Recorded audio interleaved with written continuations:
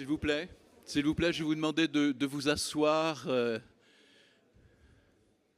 pour que nous puissions commencer en musique.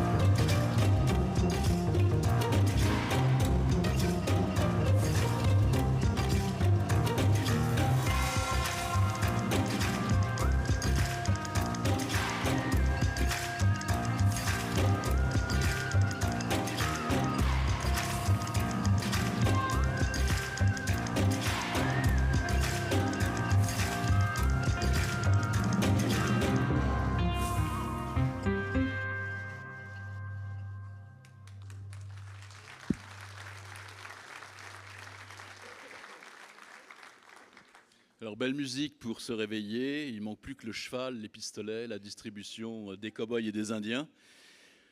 Un grand merci Arnaud. Alors, Joël, Rémi, nous sommes là pour parler de cette dernière journée. Alors Joël, je te cède la parole pour que tu nous dises quel est le programme des Réjouissances. D'accord. Alors d'abord, bonjour à toutes et à tous. Et je voulais vous demander, est-ce que vous avez passé une bonne soirée hier? Plus fort, une bonne soirée? Ah oui, c'était dans le ton. Alors, la matinée, ce congrès est exceptionnel. Il a démarré très très fort et je pense qu'il va finir en apothéose puisqu'on va avoir la chance d'avoir 9 dirigeants majeurs de la profession. On va dire que toute l'assurance est au Puy du Fou aujourd'hui, avec ces personnes qui dirigent de très grandes entreprises dans lesquelles nous travaillons. Je les présenterai tout à l'heure à l'entrée des tables rondes, puisque après la présentation de Rémi Bourguignon, l'introduction de Rémi Bourguignon que je vous présenterai tout à l'heure, nous allons donc pouvoir bénéficier d'écouter tous ces dirigeants, tous les dirigeants présents au cours de ces 2 tables rondes qui auront lieu au long de la matinée. Donc, je vais sans plus tarder m'asseoir auprès de Rémi Bourguignon. Donc, bonjour Rémi. Alors, Rémi, j'ai le plaisir de vous présenter un ami de la famille, un universitaire, professeur des universités à l'IAE de Paris-Est, spécialiste en sciences sociales des relations du travail. C'est avec lui que nous avons noué un partenariat pour permettre à notre doctorante Charline Monin, que vous avez entendue avant-hier, de mener ses travaux. Rémi Bourguignon, c'est une collaboration qui dure depuis près de 10 ans, avec le SNIA d'abord, et puis la Fédération.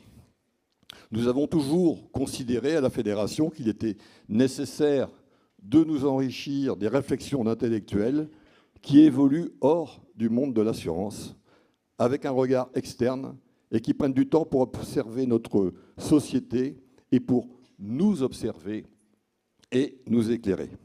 Nous allons donc entendre la vision de Rémi Bourguignon sur les 2 sujets qui seront traités dans les tables rondes de notre matinée. Bon, on peut applaudir bien évidemment Joël.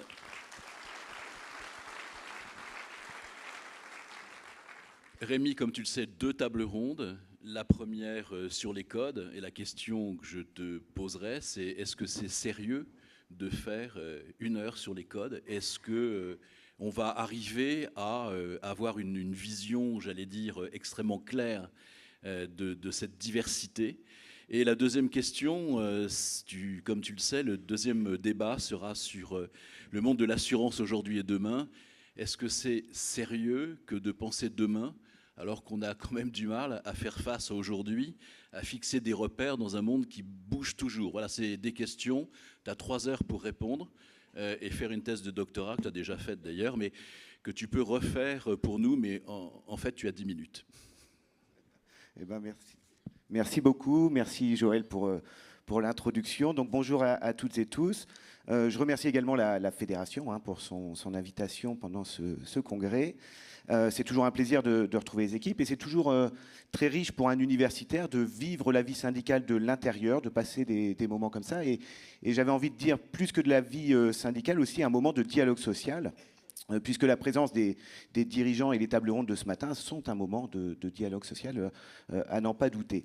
Donc, est-ce qu'on va réussir? J'ai envie de dire, ça dépend aussi des intervenants de tout à l'heure, puisque c'est bien eux à qui on pose les questions. Et moi, ma charge, c'est plutôt d'introduire. Donc, effectivement, Francky m'a demandé de dire, tiens, quels sont les enjeux de l'assurance sur les années à venir, et puis comment tout ça s'articule avec les questions de régulation et de dialogue social.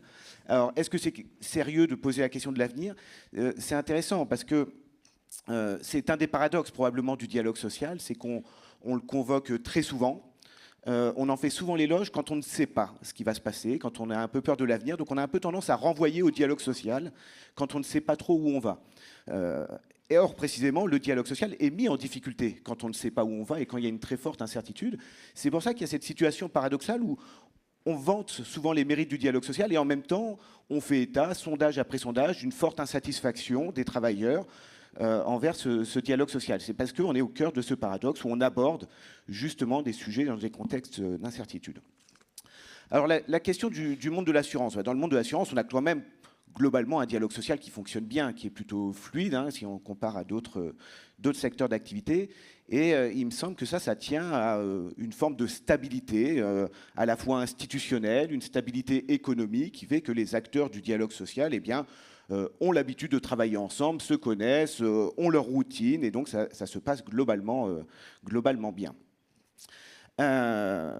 Si on regarde l'avenir, il y a de l'incertitude. Et il y a de l'incertitude notamment économique, parce qu'il y a tout un tas de transformations en cours qui vont évidemment affecter le monde des assurances. Alors, là, je vais passer vite, parce que c'est vous les experts de ce sujet-là, bien plus que moi, mais il y a la question de la transition écologique à venir. On sait qu'elle pose un certain nombre de sujets.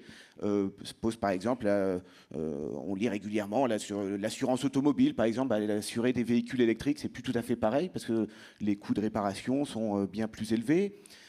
Évidemment, la question de l'habitat, avec les conditions climatiques qui changent et des habitats qui sont mis en danger, voire des catastrophes naturelles qui vont être de plus en plus fréquentes, ou alors encore les questions de santé, l'apparition, pourquoi pas, demain, de nouvelles pandémies ou de nouvelles maladies. Donc il y a tout un tas comme ça de nouveaux enjeux qui apparaissent et qui vont coûter. Et donc la question qui se pose assez vite, c'est qui va payer ces coûts liés à la transition écologique. Autre grand enjeu dont on parle très régulièrement, c'est le digital, la montée de l'intelligence artificielle, qui là aussi crée de l'incertitude. À la fois, on peut être assez optimiste en se disant mais ça permet de peut-être mieux anticiper les risques, une meilleure connaissance des risques. Donc peut-être que ça peut permettre de mieux assurer. En même temps, on peut aussi se dire que mieux connaître les risques, ça crée de la symétrie d'information. Donc celui qui maîtrise les algorithmes et l'anticipation, peut-être qu'il pourra mieux faire ses choix d'assurance. Peut-être qu'on verra des logiques d'exclusion des assurances si on est pessimiste, ou des surprimes quand on présente un certain nombre de risques. Et puis c'est aussi le travail qui peut être transformé, le travail des assureurs eux-mêmes, avec là aussi le risque peut-être d'une rationalisation du monde du travail, donc un appauvrissement des tâches qui peuvent arriver, des gains de productivité qu'on peut chercher à faire pour dégager des marges de manœuvre qui permettraient de financer tous ces coûts liés à cette transformation écologique et digitale. Alors, comment on pense les conséquences de ça sur la régulation sociale?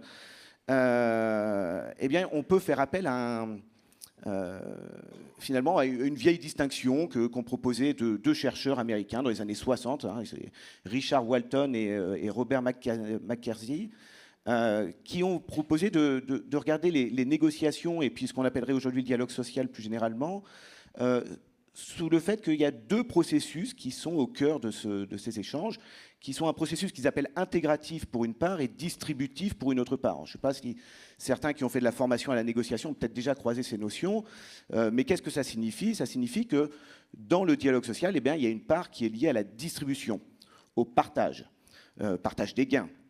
On peut le dire autrement, hein, les spécialistes de théorie des jeux disent que l'un gagne, l'autre le perd, ou on parle de jeu à somme nulle.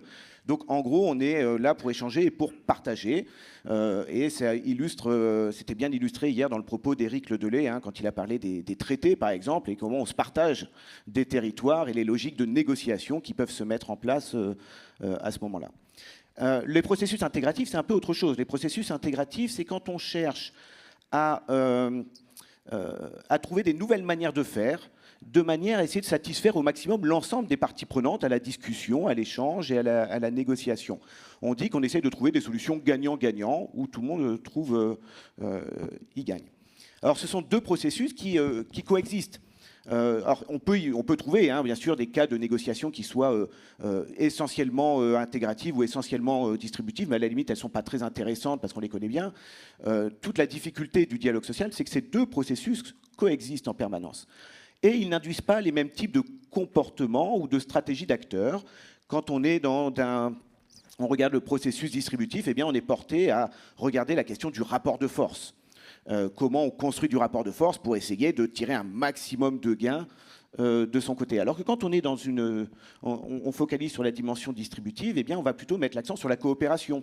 Comment on travaille ensemble, comment on imagine de nouvelles manières de travailler, de nouvelles manières de fonctionner. Et donc, on fait appel à beaucoup plus de transparence, hein, notamment sur nos propres enjeux.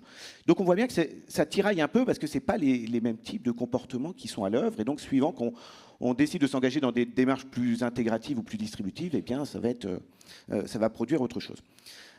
Si on l'applique ça ici au monde de l'assurance, on voit bien qu'il va y avoir un enjeu distributif assez fort dans les années qui viennent, puisque les coûts dont on a parlé, liés aux grandes évolutions, eh bien, la question de qui va payer, c'est la question distributive.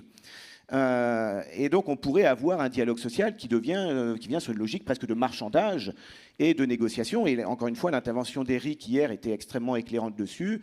Il vous a bien montré comment, eh bien, quand on est focalisé sur la question du rapport de force et du partage, eh bien, on a un certain nombre de tactiques de négociation qui se mettent en place suivant qu'on est en position de force, en position de faiblesse, etc. Et le but, c'est d'essayer de gagner au détriment de l'autre. Ça veut dire quoi? Ça veut dire qu'on va peut-être avoir des tensions qui vont apparaître entre trois grands types d'acteurs. Les compagnies d'assurance elles-mêmes, qui vont vouloir évidemment préserver leur situation économique, leurs marges, etc. Les travailleurs représentés par les organisations syndicales, qui peut-être vont vouloir préserver aussi l'emploi, les salaires, etc. Et puis les consommateurs. Parce que les consommateurs vont peut-être être amenés aussi à payer un petit peu plus. Je voyais des tribunes récemment dans des journaux comme Les Échos, je crois qu'il y a une tribune, le titre, c'était l'assurance, un produit de luxe, hein, en disant on ne peut plus se payer de l'assurance. Donc les consommateurs sont un acteur important dans cette période-là. Donc je vois des risques en fait associés avec ces grandes évolutions. Et donc moi, je vais évidemment pas les trancher ici, mais je vais plutôt les soulever pour dire pourquoi les thèmes choisis pour ces tables rondes me semblent tout à fait pertinents. Un premier risque, c'est que ce dialogue social qui fonctionne aujourd'hui plutôt bien, comme je l'ai dit tout à l'heure dans l'assurance, pourrait se tendre un peu dans les années qui viennent si on tombe dans ces logiques strictement distributives, où on est sur de la construction de rapports de force et qu'on ne pense plus la question intégrative qui dirait pas qui va payer, mais qui dirait comment on assure demain, comment on assure dans ce nouveau monde, dans ce nouvel environnement, est-ce qu'on invente de nouvelles manières de faire. Donc on pourrait avoir un dialogue social peut-être plus tendu entre les employeurs et les organisations syndicales. Et puis on peut y voir un autre risque important, c'est aussi que dans ce jeu complexe, eh bien, il y a 3 acteurs et puis il peut y avoir des arrangements, finalement des compromis entre 2 acteurs au détriment du 3e. Donc est-ce que c'est les compagnies d'assurance avec les syndicats au détriment des consommateurs? Est-ce que c'est les compagnies d'assurance avec les consommateurs au détriment des travailleurs? En réalité, c'est un jeu à 3. Or, les structures institutionnelles un peu complexes de régulation aujourd'hui prévoient assez peu que ces 3 acteurs discutent directement. Il y a les codes qui vont permettre d'équilibrer entre les compagnies d'assurance et les assurés. Il va y avoir toutes les instances de dialogue social, la branche, l'entreprise, etc., qui vont plutôt être des lieux où vont discuter les compagnies avec les organisations syndicales, mais pas vraiment de lieux où les 3 se réunissent. Donc ça pose des questions sur l'avenir. Et donc ce qui peut être intéressant dans cette table ronde, je ne sais pas si on aura les solutions, mais en tout cas de se dire quelle est l'ampleur de ces phénomènes et du degré d'incertitude que ça génère. Et est-ce que les structures institutionnelles actuelles permettent de les traiter, ou est-ce qu'il faut imaginer de nouvelles structures dans lesquelles les penser, parce que probablement en appeler simplement à la bonne volonté de chacun risque d'être un petit peu court. Merci Rémi pour ton jus de crâne et pour les axes que tu as fixés et dont nous allons débattre après. Je pense qu'on peut applaudir Rémi et bien évidemment Joël, mais Joël, on va le voir tout le temps. Joël, à chaque fin de table ronde, je te demanderai de venir nous donner tes propos de sage. Je vais vous demander donc de rejoindre votre place, tous les deux. En tout cas, merci. On peut encore les applaudir, ça fait du bien le matin.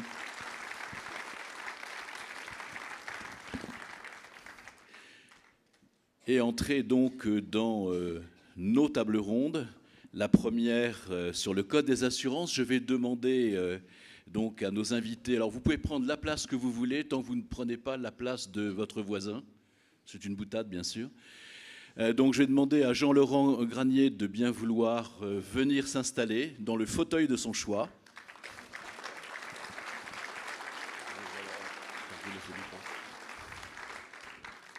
Séverine Salgado, Madame, je vous en prie.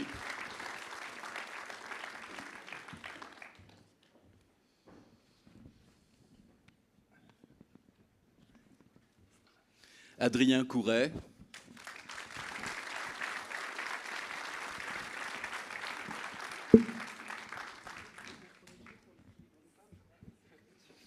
Jamel, j'allais t'appeler à la fin, mais bon, comme tu t'invites tout seul, tu es le bienvenu, bien évidemment. Thomas Saunier.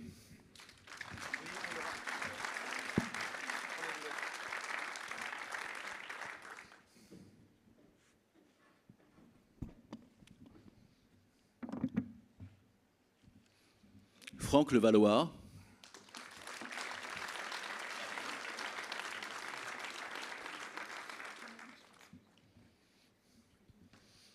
Et Jamel, tu es déjà là, donc on peut t'applaudir quand même.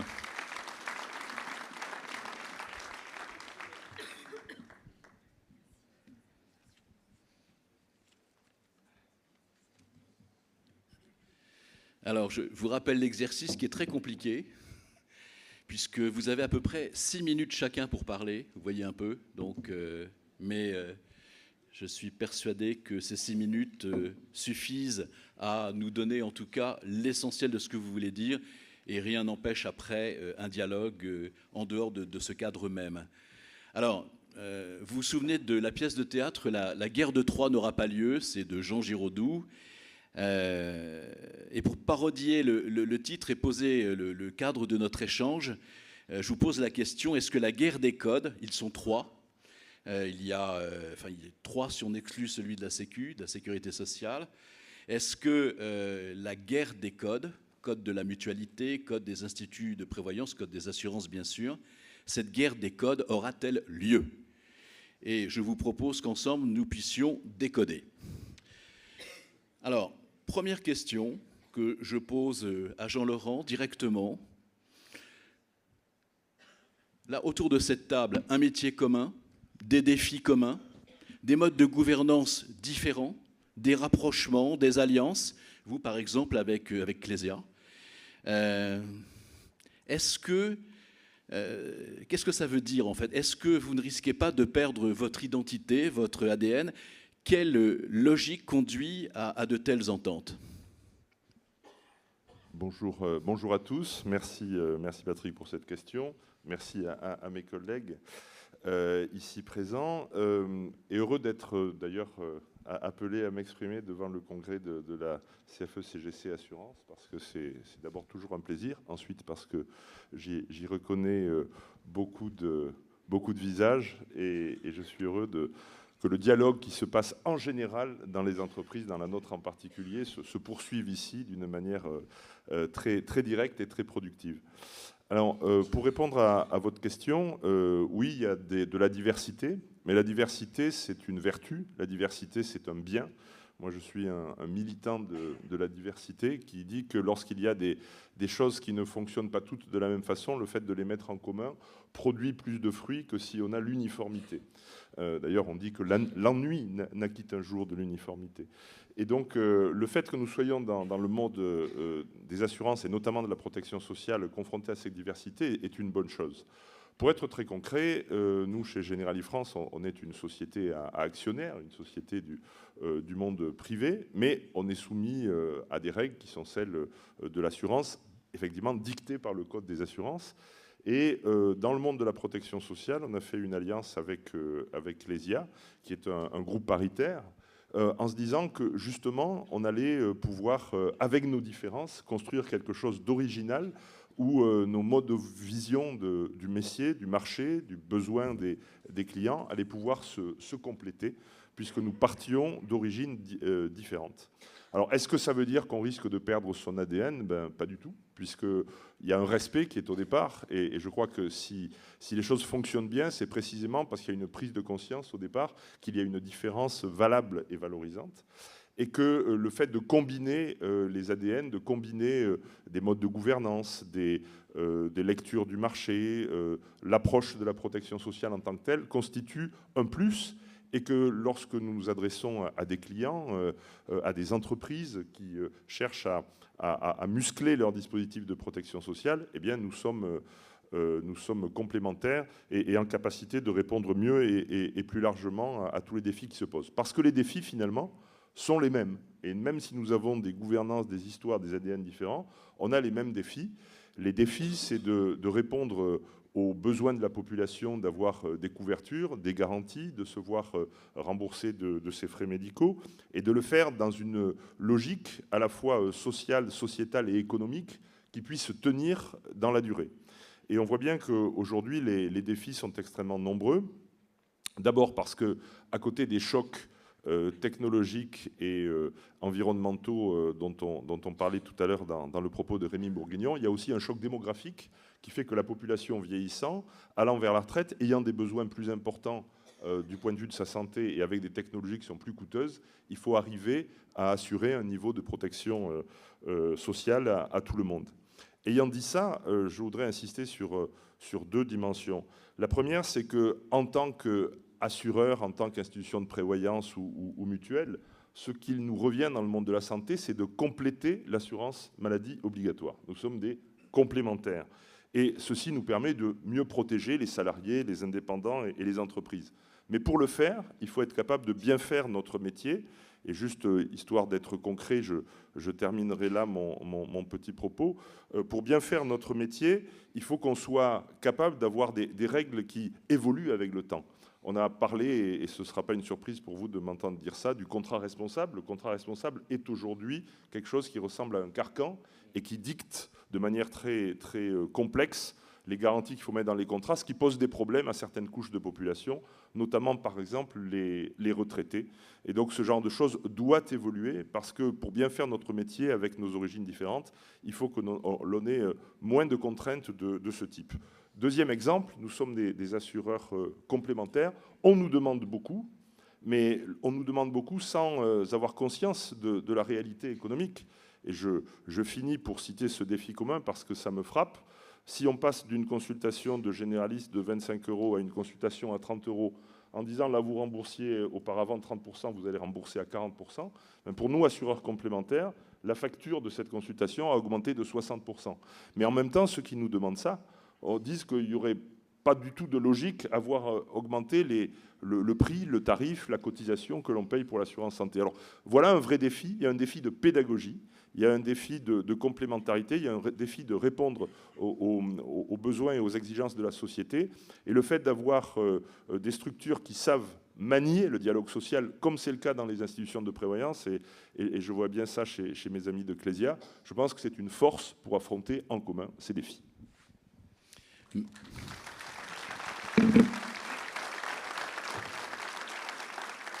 Merci Jean-Laurent. On sait que vous aimez les défis, le jeu d'équipe, la complémentarité et le rugby accessoirement. Enfin, c'est peut-être pas accessoire du tout d'ailleurs dans votre raisonnement. Merci. Séverine Salgado, alors vous allez nous parler de la spécificité, parce que vous êtes un acteur global de la santé. Donc c'est effectivement avec le livre 3. Vous me disiez que, en fait, rien dans le discours du Premier ministre a été dit sur la perte d'autonomie des personnes âgées. C'est juste un petit problème, le vieillissement, mais qui a été donc très éludé. Alors, l'État a-t-il conscience des enjeux de la révolution de l'âge avec cette vision? Et c'est un lien avec les codes. Les codes, ça s'inscrit dans la durée. Mais la vision qu'on nous propose, c'est quand même une vision à très court terme. Oui, alors à mon tour de remercier Jamel Swamy et Francky Vincent pour l'invitation ce matin. Et en effet, je pense que pour compléter ce qui vient d'être dit par Jean-Laurent Granier, je partage le fait que nous avons tous des enjeux communs, quel que soit le code d'appartenance, et parfois même on est multicode, donc voilà. On a tous des enjeux communs, mais je dirais même plus, on a une responsabilité commune. Et on a une responsabilité commune justement parce que l'État, voilà, c'est un peu tarte à la crème ce que je vais dire, on sait que l'État ne fera pas tout seul, mais parfois même on a l'impression que l'État ne va rien faire. Et c'est ce qui nous fait peut-être le plus peur. Alors il y a les risques systémiques qui sont ceux que je connais moins dans le Yard avec le retour des guerres, des violences urbaines, avec les risques climatiques et les violences urbaines, oui, je l'ai dit. Donc là, il y a un vrai sujet, mais il y a un autre sujet qui est, en plus du vieillissement, j'y ajouterai l'impact du dérèglement environnemental sur les assurances de personnes, mais sur le vieillissement, très clairement, on est au pied du mur aujourd'hui, parce que ça fait des années, mais des décennies qu'on nous dit que le mur, ce sera 2030. On est aujourd'hui, 2030, c'est demain. Donc on n'a quasiment plus le temps de se retourner pour faire face à ce défi du vieillissement. Et malheureusement, l'État, je ne vais pas dire qu'il ne fait rien, mais en tout cas, l'État, il a une vision très, très silotée du sujet du vieillissement. Si je prends, par exemple, je ne veux surtout pas rouvrir une plaie qui est certainement d'ailleurs pas encore complètement fermée, mais si je prends la réforme des retraites, la toute dernière réforme des retraites, on en pense ce qu'on en veut, mais en tout cas, on a raisonné uniquement équilibre de la branche retraite. On n'a pas regardé ce qu'allait faire, les impacts du vieillissement de la population active sur la branche AT-MP. On n'a pas regardé ce que ça allait donner sur la branche chômage. Voilà. Et en fait, si on regarde d'un point de vue beaucoup plus macro, on voit bien qu'on ne peut plus se permettre de regarder ces enjeux uniquement d'une manière silotée et de prendre les problèmes un par un. Sur l'environnement, clairement, il y a aussi une impuissance de l'État aujourd'hui à réussir ou même à tenter de concilier des enjeux qui sont contradictoires sur des sujets qui ne sont pas les nôtres nécessairement aujourd'hui, encore que entre la production agricole et le pouvoir d'achat, les revenus agricoles plutôt, et le pouvoir d'achat des consommateurs, c'est un des enjeux contradictoires entre l'industrie par exemple, on parlait hier soir des véhicules thermiques et l'emploi en France. Il y a tout un tas de sujets qui sont très très difficiles à concilier. Et donc oui, l'État aujourd'hui me paraît en partie démissionnaire sur certains grands sujets, et ça ne s'arrange pas avec l'instabilité gouvernementale. Juste un chiffre, 7 ministres de la Santé depuis 2020, je ne vois pas comment on peut construire quelque chose dans la durée. Alors on peut se consoler, je ne suis même pas sûre qu'on se console en regardant les autres, ça doit être 5 ministres de l'Éducation nationale, donc il y a d'autres secteurs aussi qui sont particulièrement touchés par cette instabilité gouvernementale et qui nous laissent quand même, moi je suis de nature optimiste, mais parfois j'ai un petit peu de mal quand même à voir où on va. Et donc tout ça pour dire que il est donc urgent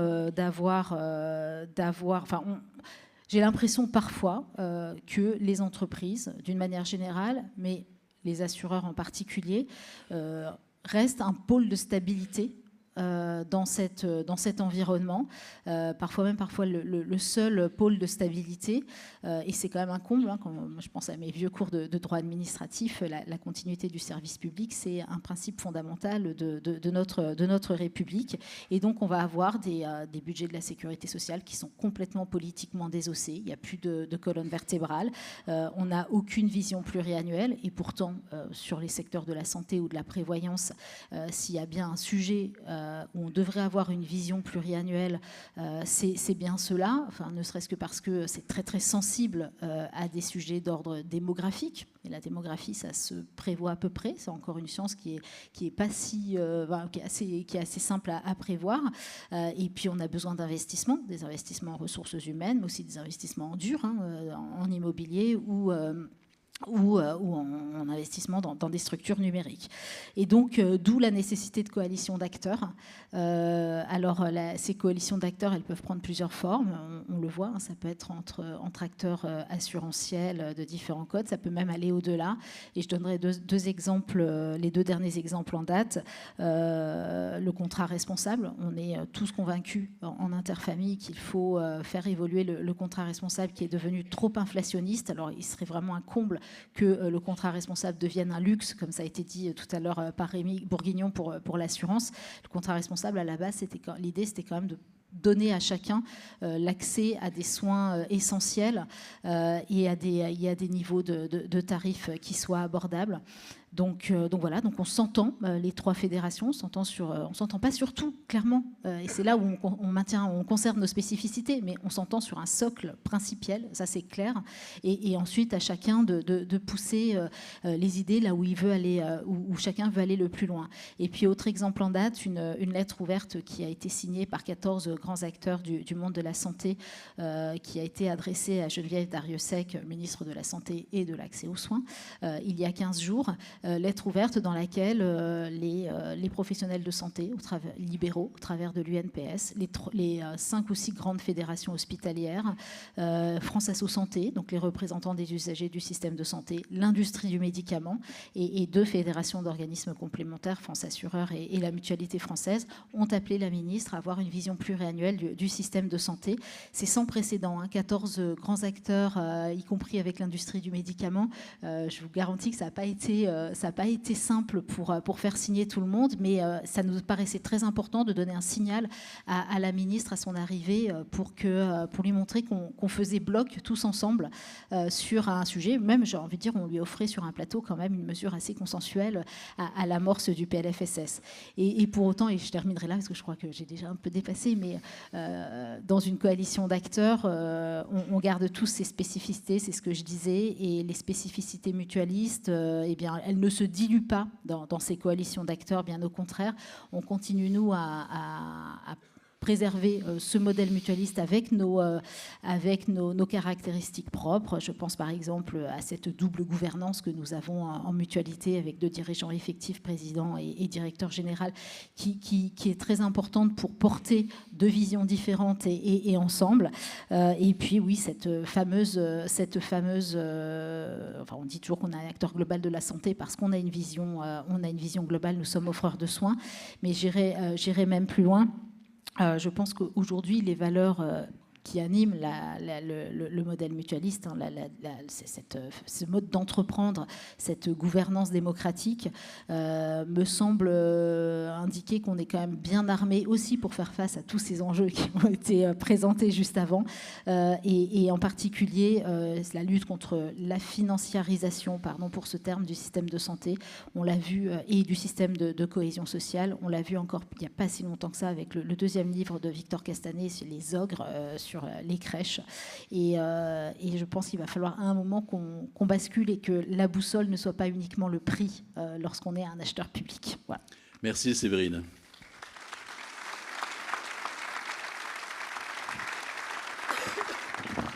Ça me rappelle tout ce qui a été dit, cette citation d'un économiste libéral qui dit « Quand l'État veut faire le bien, il le fait mal, mais quand il veut faire le mal, il le fait bien ». Alors, je me tourne vers vous, Adrien, puisque vous êtes au cœur d'un groupe Transcode, si on peut encore employer ce mot. Est-ce que c'est un premier pas vers l'indifférenciation ? Bonjour à tous. C'est une question qui est plus vache que les deux autres. Je l'ai fait exprès, mais je l'ai posée en troisième, hein, quand même. Mais je vais m'y prêter. Alors, tout d'abord, en remerciant la Fédération pour son invitation. C'est important pour nous. C'est aussi important parce qu'il y a beaucoup de façons de témoigner son attachement à son entreprise. Et je suis convaincu que l'engagement syndical est une de ces façons de témoigner cet attachement. Et donc, c'est important aussi de venir témoigner devant vous aujourd'hui. En répondant à cette question, pas facile. Surtout en si peu de temps. Alors, la guerre des codes aura-t-elle lieu ? En fait, elle aurait pu avoir lieu il y a 10 ans et elle n'a pas eu lieu parce que des groupes se sont créés. Jean-Laurent a parlé de l'alliance qu'il a constituée. Vous avez dans la salle des dirigeants de groupes qui aujourd'hui sont Transcode. Et c'est devenu la nature générale et je pense que ça va augmenter. Comment éviter l'indifférenciation là-dedans ? C'est-à-dire que le mélange des codes donne une espèce de pâte molle et on ne sait plus vraiment qui est qui. Je pense qu'il y a quelques ingrédients dans la construction du groupe AEMA dont je peux témoigner qui sont importants. Déjà, il faut que la réunion des codes associe des structures qui soient différentes et vraiment complémentaires. Au sein de notre groupe, nous avons la Massif, Aesio Mutuelle, Abeille Assurance, qui sont des structures très différentes par leur histoire, mais très complémentaires par leur activité. Massif est un acteur généraliste, mais quand même avec une histoire très forte dans l'assurance dommage du particulier. Abeille Assurance est un assureur généraliste, mais avec un tropisme fort sur l'assurance dommage des entreprises et sur l'épargne. Et Aesio Mutuelle a évidemment une culture dans la santé individuelle et collective qui est extrêmement importante. Cette complémentarité, ce n'est pas qu'une complémentarité de métier, c'est aussi une complémentarité, vous le savez, pour beaucoup dans la salle, de distribution. La distribution salariée, elle ne donne pas les mêmes résultats qu'une distribution intermédiaire qui peut être accompagnée par une inspection.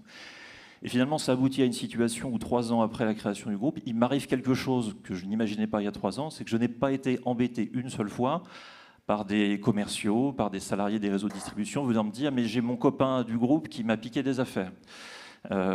Donc, la complémentarité dans la construction des groupes, elle est importante pour ne pas aller dans l'indifférenciation. Après, il y a un deuxième volet qui est pas facile, qui est long. Très clairement, nous sommes au début de l'histoire sur le sujet. C'est qu'est-ce qu'on fait ensemble ? C'est ce que tu disais, hein, Jean-Laurent. Et ça rejoint un peu le propos de Rémi Bourguignon, c'est est-ce qu'on s'affronte ou est-ce qu'on construit quelque chose de neuf ? Alors évidemment, quand on s'embarque dans des aventures de construction de groupe Transcode, on essaie de construire des choses de neuf, c'est-à-dire de faire ensemble des choses qu'on n'aurait pas pu faire tout seul. Alors l'histoire du groupe AEMA, en fait, c'est un petit peu ça. Puisqu'au début, Massif et Aesio Mutuelle seuls décident de se mettre ensemble et leur capacité financière conjointe permet l'acquisition d'Abeille Assurance. L'arrivée d'Abeille Assurance, elle permet de créer un nouveau métier, un pôle de gestion d'actifs qui est un élément important pour nous. On est aujourd'hui dans des travaux qui permettent ensemble de faire des choses qu'on faisait peut-être moins bien tout seul. Acheter ensemble, acheter de la réassurance ensemble, aborder des briques de l'industrie en santé, notamment du tiers payant, des réseaux de soins ensemble. Bâtir des forces de lobbying ensemble, ce qu'on ne faisait pas forcément auparavant individuellement. Donc le sens de la construction des groupes, pour ne pas être dans l'indifférenciation ou un simple plaisir de direction générale, c'est d'aller développer des outils qui dépasse un petit peu la construction originelle. Enfin, et ça sera mon troisième point, évidemment, il faut que tout ça ait un sens pour les salariés. Je pense que fondamentalement, il y en a deux, et un peu sur ce même registre de qu'est-ce que ça apporte et quelle potentialité ça ouvre. Qu'est-ce que ça apporte? Et pour moi, c'est une conviction personnelle. On a aujourd'hui au sein du groupe AMA 3 entités, 3 sociétés d'assurance qui connaissent des transformations très importantes, parfois même difficiles. Moi, ce que je constate, c'est que c'est pour les salariés que vous accompagnez ou que vous représentez, faire ces transformations au sein d'un groupe plus large, plus fort, plus solide, est un élément protecteur. Protecteur vis-à-vis du marché, protecteur vis-à-vis des autorités de supervision. Et donc, c'est un cadre de stabilité, on l'évoquait tout à l'heure, qui est extrêmement important. Et puis, ça, c'est quelque chose qu'on n'a pas encore fait, mais sur lequel j'ai une conviction, ces groupes qui se construisent créent pour les organisations syndicales qui sauraient en détecter l'opportunité, une occasion d'avoir un nouveau champ de dialogue social. Moi, quand je vois les pratiques sociales de Massif, d'Aesio Mutuelle ou d'Abeille Assurance, je vois des pratiques sociales extrêmement différentes, innovantes sur certains sujets pour les unes, moins pour les autres. Et donc, il y a matière à aller chercher des champs communs. Et ça, quelque part, c'est un élément qui vous revient. Je ne veux pas renvoyer au dialogue social, comme ça a été dit tout à l'heure, mais je pense qu'aussi ces groupes qui se constituent, ce sont des nouveaux champs du dialogue social que vous pouvez avoir avantage à investiguer. Merci Adrien.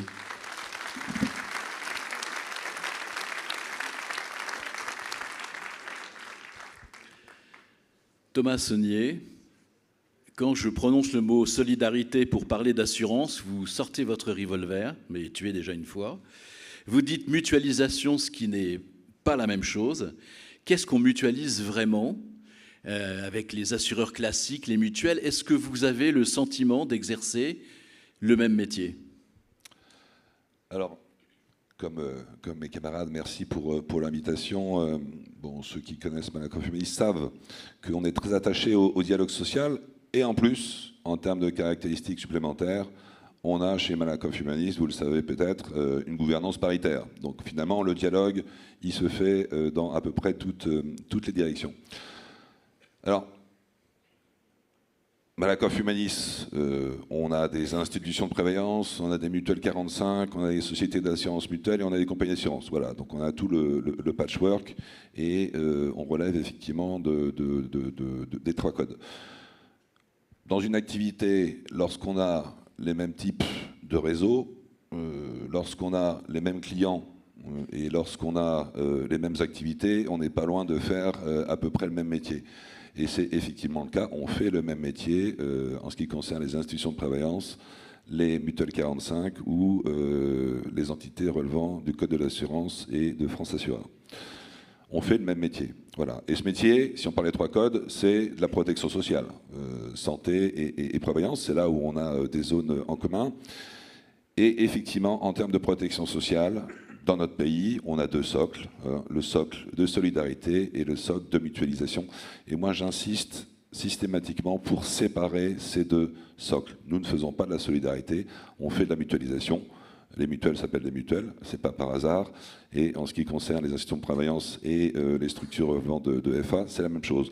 Et donc, quand on parle de protection sociale, il faut toujours avoir en tête de distinguer la solidarité de la complémentarité mutualisée. C'est valable pour les retraites par répartition. Le régime général, c'est un régime plutôt de solidarité, avec le minimum vieillesse, etc. Et la GIRC et l'ARCO, dont on s'occupe chez Malakoff Humanis, c'est un régime de mutualisation. C'est un régime de mutualisation intergénérationnelle grâce à ce système de points.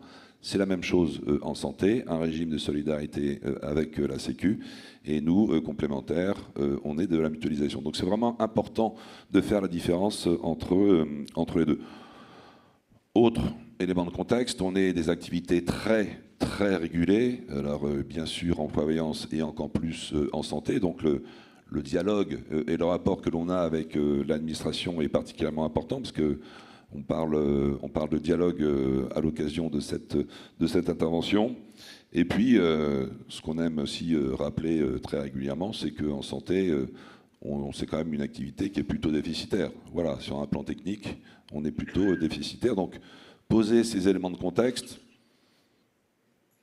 c'est quoi la différence ou l'intérêt d'avoir les 3 codes? Je pense qu'il y a des similitudes et il y a des singularités. Alors, on aime bien mettre en avant nos singularités, mais il y a un temps pour tout. C'est-à-dire que quand tout va bien, effectivement, on peut mettre en avant ces singularités, etc., etc. Mais là, on n'est pas loin d'être en zone de guerre. On est en zone de guerre, rappelez-vous, il y a encore 2-3 ans, c'était la Grande Sécu qui était pas très loin. Donc, on est sur des activités qui sont menacées. Menacées par la Grande Sécu, menacées par les déficits, menacées par le contexte politique, menacé aussi par le fait que la plupart des gens ne connaissent pas ou mal nos métiers, menacé parce qu'avec ces transferts côté santé, il faut faire des augmentations depuis 2-3 ans plus proches de 10% que de 2-3%. Et donc, quand on est menacé, il faut faire corps, il faut faire PAC, dirait Jean-Laurent, et il faut mettre en avant nos similitudes et peut-être un peu moins de singularité. Voilà. Et puis il y aura d'autres périodes où, quand ça va mieux, il faut à nouveau revenir sur nos singularités. Alors les singularités, qu'est-ce qu'elles peuvent être? Chez Malakoff Humanis, on n'a pas d'actionnaire, bien sûr, on est non lucratif, et on cherche à être dans un modèle redistributif. Voilà, redistributif vis-à-vis des clients. Donc on est, je pense, l'un des rares assureurs à s'imposer un taux minimum de redistribution et de sinistre à prime, 83%. On veut être redistributif vis-à-vis du corps social. On a une politique RH qui est finalement assez simple. On veut avoir le meilleur contrat social pour chacun de nos collègues. La contrepartie, c'est effectivement de maîtriser les frais généraux et de ne pas forcément renouveler ou remplacer les postes, les gens qui partent. Voilà, le deal est assez simple. Le meilleur contrat social de la place. En revanche, on ne remplace pas forcément les départs pour maintenir les frais généraux. Donc ça, c'est la redistribution vis-à-vis du corps social. La redistribution vis-à-vis de l'intérêt général. Le groupe, chaque année, consacre 200 millions d'euros à l'action sociale et sociétale. 200 millions d'euros à l'action sociale et sociétale. Alors, c'est quoi l'action sociale? On a isolé 3 thèmes d'accompagnement, en plus de notre métier classique. L'accompagnement autour des fragilités individuelles, l'accompagnement autour de l'accès aux soins et enfin l'accompagnement autour de la prévention. Donc ça, c'est sur le social. Et sur le sociétal, on a identifié 4 thèmes sur lesquels on intervient, le cancer, le handicap, le bien vieillir et les aidants. Donc voilà, donc un modèle redistributif vis-à-vis de l'intérêt général et bien sûr une structure, qu'elle soit lucrative ou non lucrative, doit faire des résultats positifs. C'est les codes, en l'occurrence, qui nous l'imposent. Et donc, il y a aussi, effectivement, un résultat raisonnable qui est fait dans ce modèle de redistribution un peu global. Donc, voilà, si on revient sur la notion de dialogue, on insiste sur le fait qu'il y ait plus de dialogue entre l'État et les assureurs. Ça, c'est absolument fondamental. C'est fondamental aussi que les 3 fédés soient alignés le plus possible sur ces thèmes génériques, donc institutionnaliser quelque part un endroit où on puisse dialoguer entre l'État, l'administration et nous. Sur 3 thèmes, je pense, génériques, c'est les dépenses de santé globale, comment on peut les maîtriser.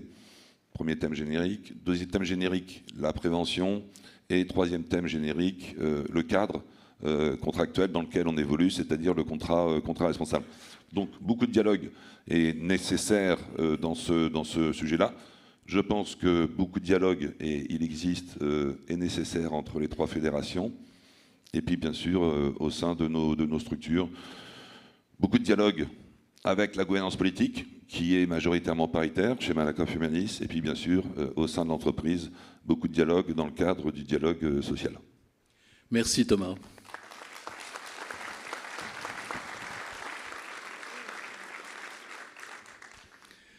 Franck, vous connaissez la formule, elle est célèbre, hein, quoi qu'il en coûte. Mais on veut être protégé, c'est le but des assurances, quoi qu'il en coûte, mais ça coûte. Alors vous constatez ce besoin de protection, vous constatez finalement qu'il ne fait que s'accroître. Merci Patrick pour la question. Merci Jamel, merci Francky évidemment pour l'invitation. En fait, je me suis demandé, avant de répondre à ta question, je me suis demandé pourquoi vous invitiez un courtier. Et je me suis dit, mais finalement, c'est une superbe occasion pour saluer les élus CFE, CGC de la branche courtage, mais également dans la salle tous les élus qui représentent les forces commerciales du secteur. Merci à vous.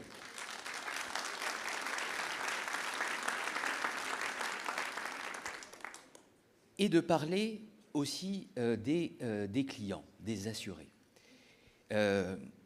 En fait, le courtier que je suis, tu disais tout à l'heure, Adrien le rebondissait en disant on est transcode. Ben moi, je suis transgenre.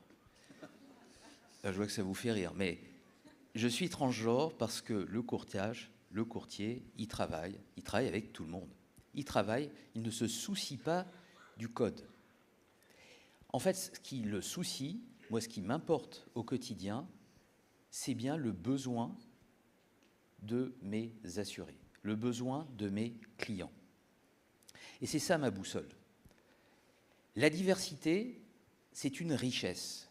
Et donc le fait qu'il y ait des acteurs qui relèvent de l'un ou de l'autre de ces codes, au fond, c'est bien. Mais moi, ce que je regarde surtout, c'est la capacité de ces différents acteurs à travailler sur tel type de risque, tel secteur, à répondre à des besoins.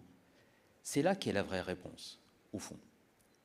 Et donc, cette richesse-là, qui est évidemment traduite, reflétée, en quelque sorte, par la coexistence de 3 codes, dont les plus anciens dans la salle se rappellent que ces 3 codes ont largement convergé au cours des 2-3 dernières décennies. Il y avait des différences assez fondamentales entre ces codes, entre les différents acteurs. Elles ont été progressivement gommées. En revanche, ce qui reste, ce sont, comme d'ailleurs ça a été illustré lors de cette table ronde, ce sont des différences, des singularités entre des acteurs qui ont des modèles, qui ont des visions différentes. Et nous, courtage, on se nourrit, distribution, force de la distribution, on se nourrit de ces différences. Quoi qu'il en coûte, c'était ta question. Le quoi qu'il en coûte, en fait, c'est un marqueur évidemment d'une période, la crise sanitaire, peut-être un marqueur politique, mais ça incarne aujourd'hui une réalité beaucoup plus vaste et profonde. C'est ce besoin accru de protection à la fois de nos concitoyens, mais également des entreprises. On veut de la résilience. Et cette résilience, ce n'est pas simplement une compensation financière pour faire face aux aléas de la vie, c'est aussi une prévention, une préparation, une anticipation et un accompagnement au moment où l'aléa survient. Et donc ça, c'est un vrai sujet auquel on doit pouvoir répondre, au-delà des différences entre les différents acteurs qui opèrent sur le marché. Besoin de résilience accrue, d'un côté, et de l'autre, montée des risques. On n'a jamais été dans une société où autant de risques sont apparus récemment.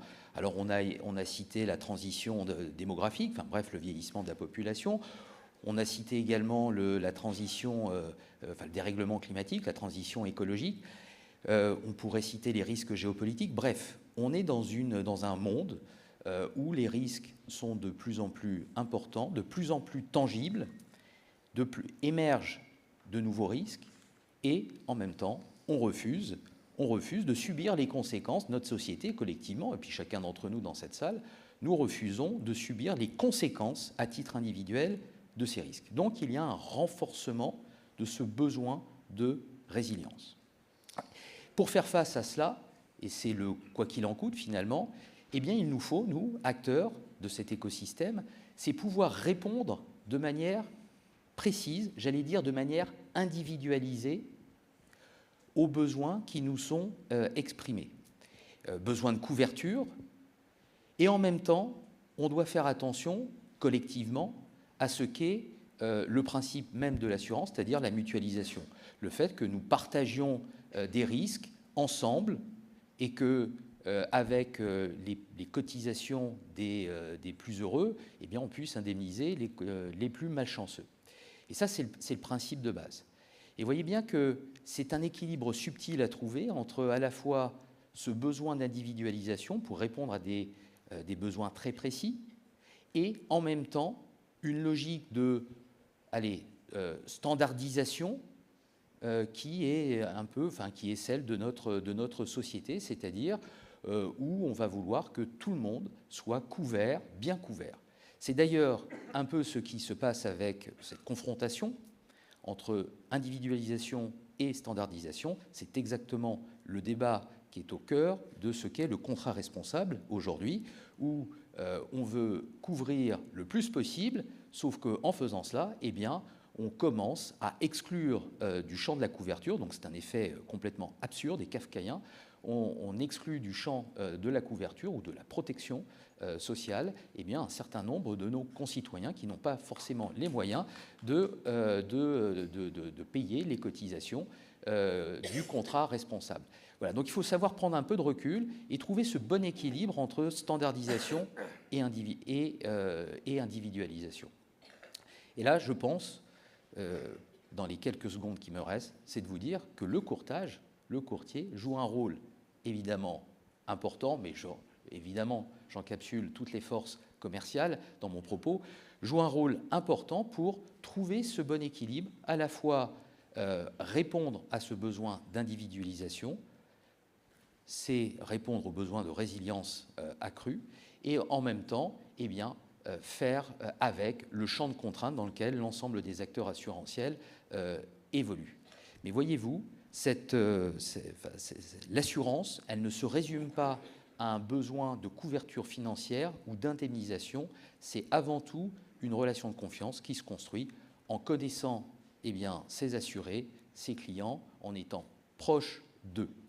Quand je vois, et je terminerai là-dessus, quand je vois les débats ou ce qui se profile dans le PLFSS, pour revenir sur le sujet de la santé et de la prévoyance, mais quand je vois ce qui se profile dans le PLFSS, avec certes encore plus de transferts vers le secteur des mutuelles, des sociétés d'assurance mutuelle, des institutions de prévoyance et des sociétés anonymes, ce transfert, évidemment, il crée des turbulences, il crée de l'incertitude pour les acteurs qui sont sur cette scène et dans la salle. Mais si je prends un peu de recul tout de même, et Thomas le mentionnait tout à l'heure avec la grande sécu, c'est tout de même un sens totalement opposé à celui de la grande sécu. Donc en fait, eh bien, on peut dire que ce risque, on s'en éloigne. Et dans le même temps, ça donne aussi un rôle et une responsabilité encore plus forte à tout notre écosystème, au secteur assurantiel, parce que nous devenons de plus en plus central. Nous sommes central dans notre société parce que nous sommes un amortisseur des aléas de la vie, nous sommes un amortisseur social et peut-être même sociétal. Et comme disait quelqu'un, c'est sans doute pas la fin, c'est pas la fin du commencement, mais peut-être allons-nous pouvoir construire une société, j'allais dire, beaucoup plus résiliente et une société qui protège davantage nos concitoyens. En tout cas, nous nous inscrivons dans cette logique. Merci Franck.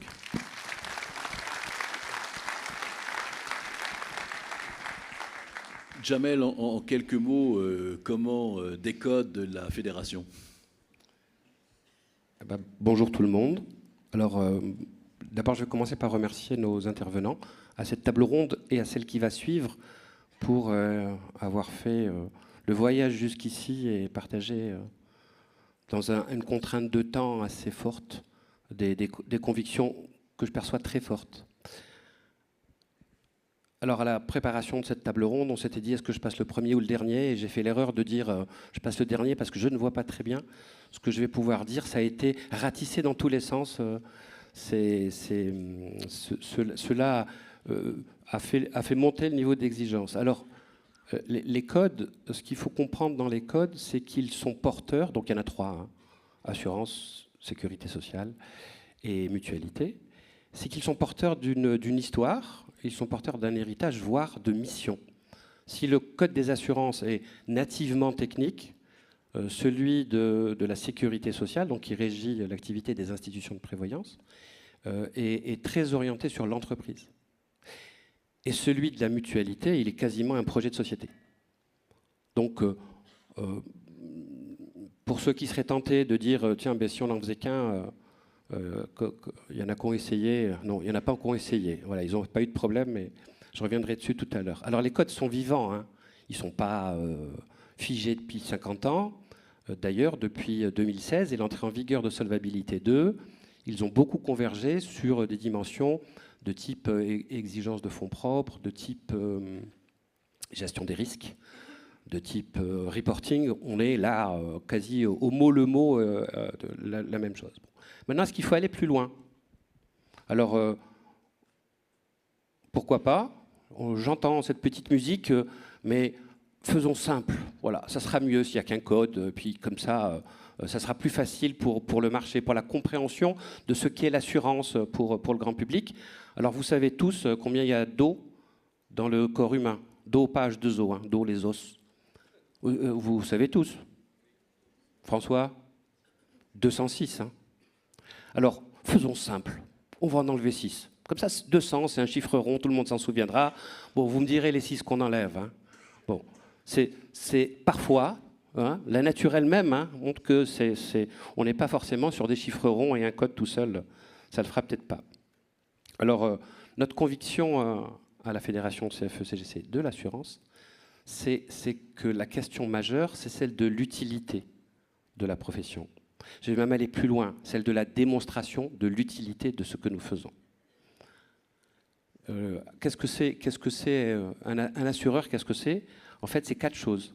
C'est un acteur économique, on a beaucoup parlé, donc protection des biens, des personnes, du patrimoine, c'est accompagnement des personnes, des projets, c'est financement de la santé, complémentaire, hein, c'est une activité pleine et entière. C'est également, les assureurs sont également des investisseurs institutionnels, plusieurs centaines de milliards d'euros d'actifs dans la société en soutien du déficit public. Tout ça joue un rôle important. Il donne un levier d'action important. On a bien vu le débat qu'il y avait eu sur le vote de primes de patrons de grandes entreprises dont on considérait qu'ils polluaient la planète, sur lesquels des assureurs ont pris des positions assez fortes. Il y en a à cette table. Troisième rôle des assureurs, c'est d'être des acteurs sociaux. Il y a 300 000 emplois directs dans la profession, directs. Hein. Il y a aussi beaucoup d'emplois indirects. Et puis le quatrième, c'est acteur sociétal. Bon, là, je crois qu'il y a du boulot. C'est probablement l'axe sur lequel les assureurs peuvent... Les assureurs, c'est nous, hein. Voilà, comme ça, tous. Voilà. Nous pouvons faire un petit peu plus. On a affaire à une fracture sociale, ça a échappé à personne. Le vieillissement de la société, le choc démographique qui est devant nous. On a le choc climatique. Il est un petit peu plus loin que le choc démographique, mais il arrive probablement aussi. Donc, quelle réponse les assureurs peuvent apporter? Voilà, ça fera partie je pense, des grands sujets sur lesquels cette relation un peu frictionnelle avec les pouvoirs publics est pour nous l'occasion de redire ce que nous pouvons apporter aux personnes et à la société. Alors Francky me demande de rattraper les 10 minutes de retard que chacun a pris. Je vais essayer, je vais faire très très vite. Merci Francky. Et j'avais déjà la pression parce qu'ils avaient à peu près tout dit, et puis maintenant ils me disent non mais vas-y, fais court. Tu vois, et en plus je suis en train de reculer. Donc sur cet enjeu sociétal, je pense que nous avons un rôle à jouer. Et quand je dis nous, au sein de la fédération CFE-CGC de l'assurance, nous on est prêt à jouer pleinement notre rôle de partie prenante dans le débat. Alors il y a eu des portes ouvertes, des mains tendues de chacun sur voilà, faisons quelque chose, comment on sert nos clients, comment on sert à la société, comment on contribue à un meilleur équilibre et une meilleure protection. Ben nous, on est... Voilà, je saisis les mains tendues pour dire qu'on est prêt à travailler sur ces aspects-là dans le cadre d'un dialogue social riche. Et on le fera conscient de nos différences. Et évidemment, il faudra le faire ensemble et il faudra oser. Merci, Jamel.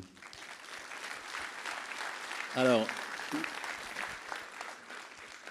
je vais vous demander de rester en place encore, madame, messieurs, 2 minutes. Je vais demander à Joël de me rejoindre. Joël, où es-tu?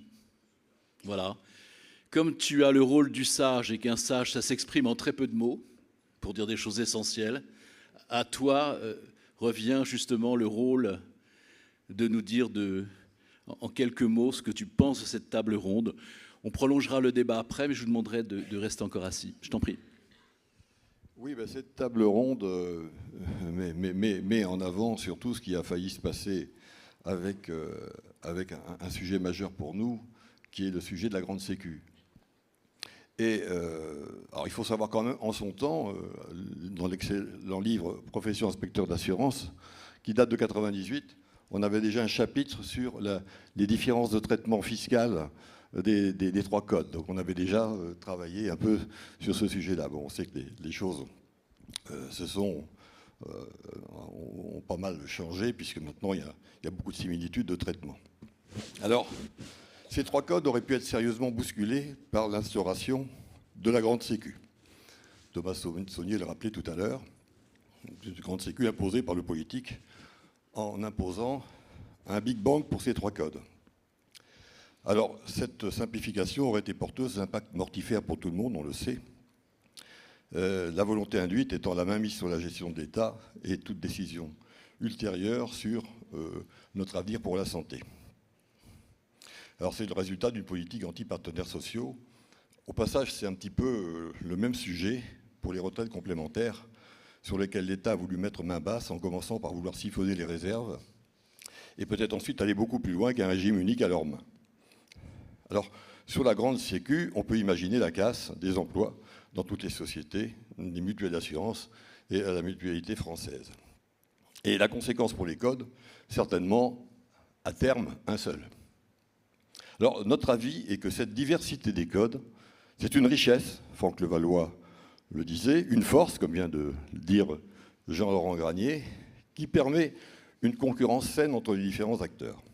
Ça amène de la pertinence sur ce sujet fondamental pour la santé des Français, avec des acteurs de proximité au quotidien, en ajoutant la diversité des différents dialogues sociaux, soulignés par Adrien Couret. En parlant des conséquences du vieillissement de la population, tous nos acteurs des différents codes ne seront pas de trop pour nous aider à trouver des solutions sur cet enjeu vital pour tous. Séveline Salgado le rappelait à l'instant. Donc les études démontrent qu'une fusion des codes pourrait avoir des conséquences de remise en cause des gouvernances dans lesquelles nous sommes, des risques de baisse de garantie pour tous les Français, une standardisation de l'offre et des augmentations de cotisations pour certaines populations. C'est le prix de la simplification juridique et réglementaire qui peut tout de même entraîner des économies d'échelle. Au niveau des salariés, des réductions d'effectifs, des modifications de conditions de travail, des objectifs accrus de performance et avoir aussi l'impact sur les différentes conventions collectives propres à chaque code. Donc, si fusion il devait y avoir, il faudrait le faire avec précaution, avec une phase de transition longue et complexe, avec le fait, et l'important, c'est de consulter, bien sûr, toutes les parties prenantes. Alors, nous sommes évidemment pour le maintien des 3 codes, en prônant des porosités dans les entreprises où ces codes cohabitent. Francky Vincent vous en dira un peu plus tout à l'heure dans son intervention sur l'orientation fédérale, et nous réaffirmons notre opposition à la grande sécu, parce que je pense que le danger n'est pas écarté. Merci Joël.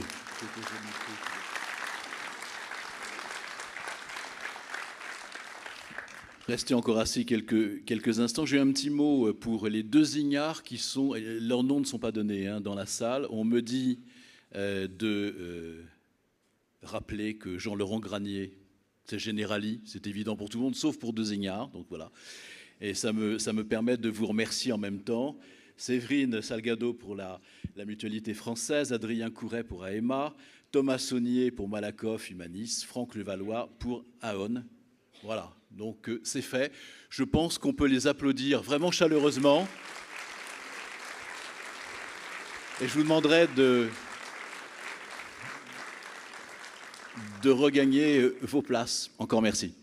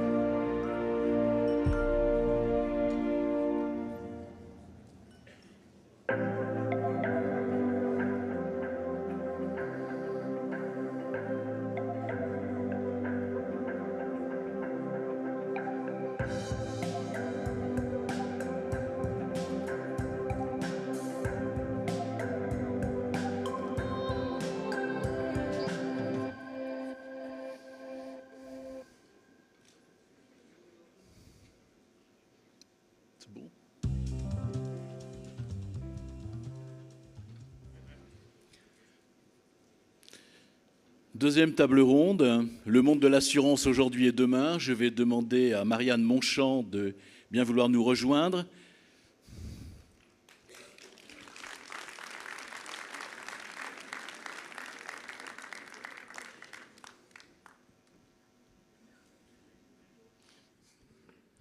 Nicolas Gomard.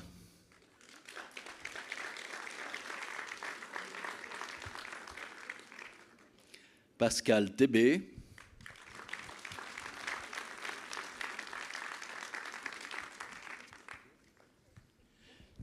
Guillaume Bory.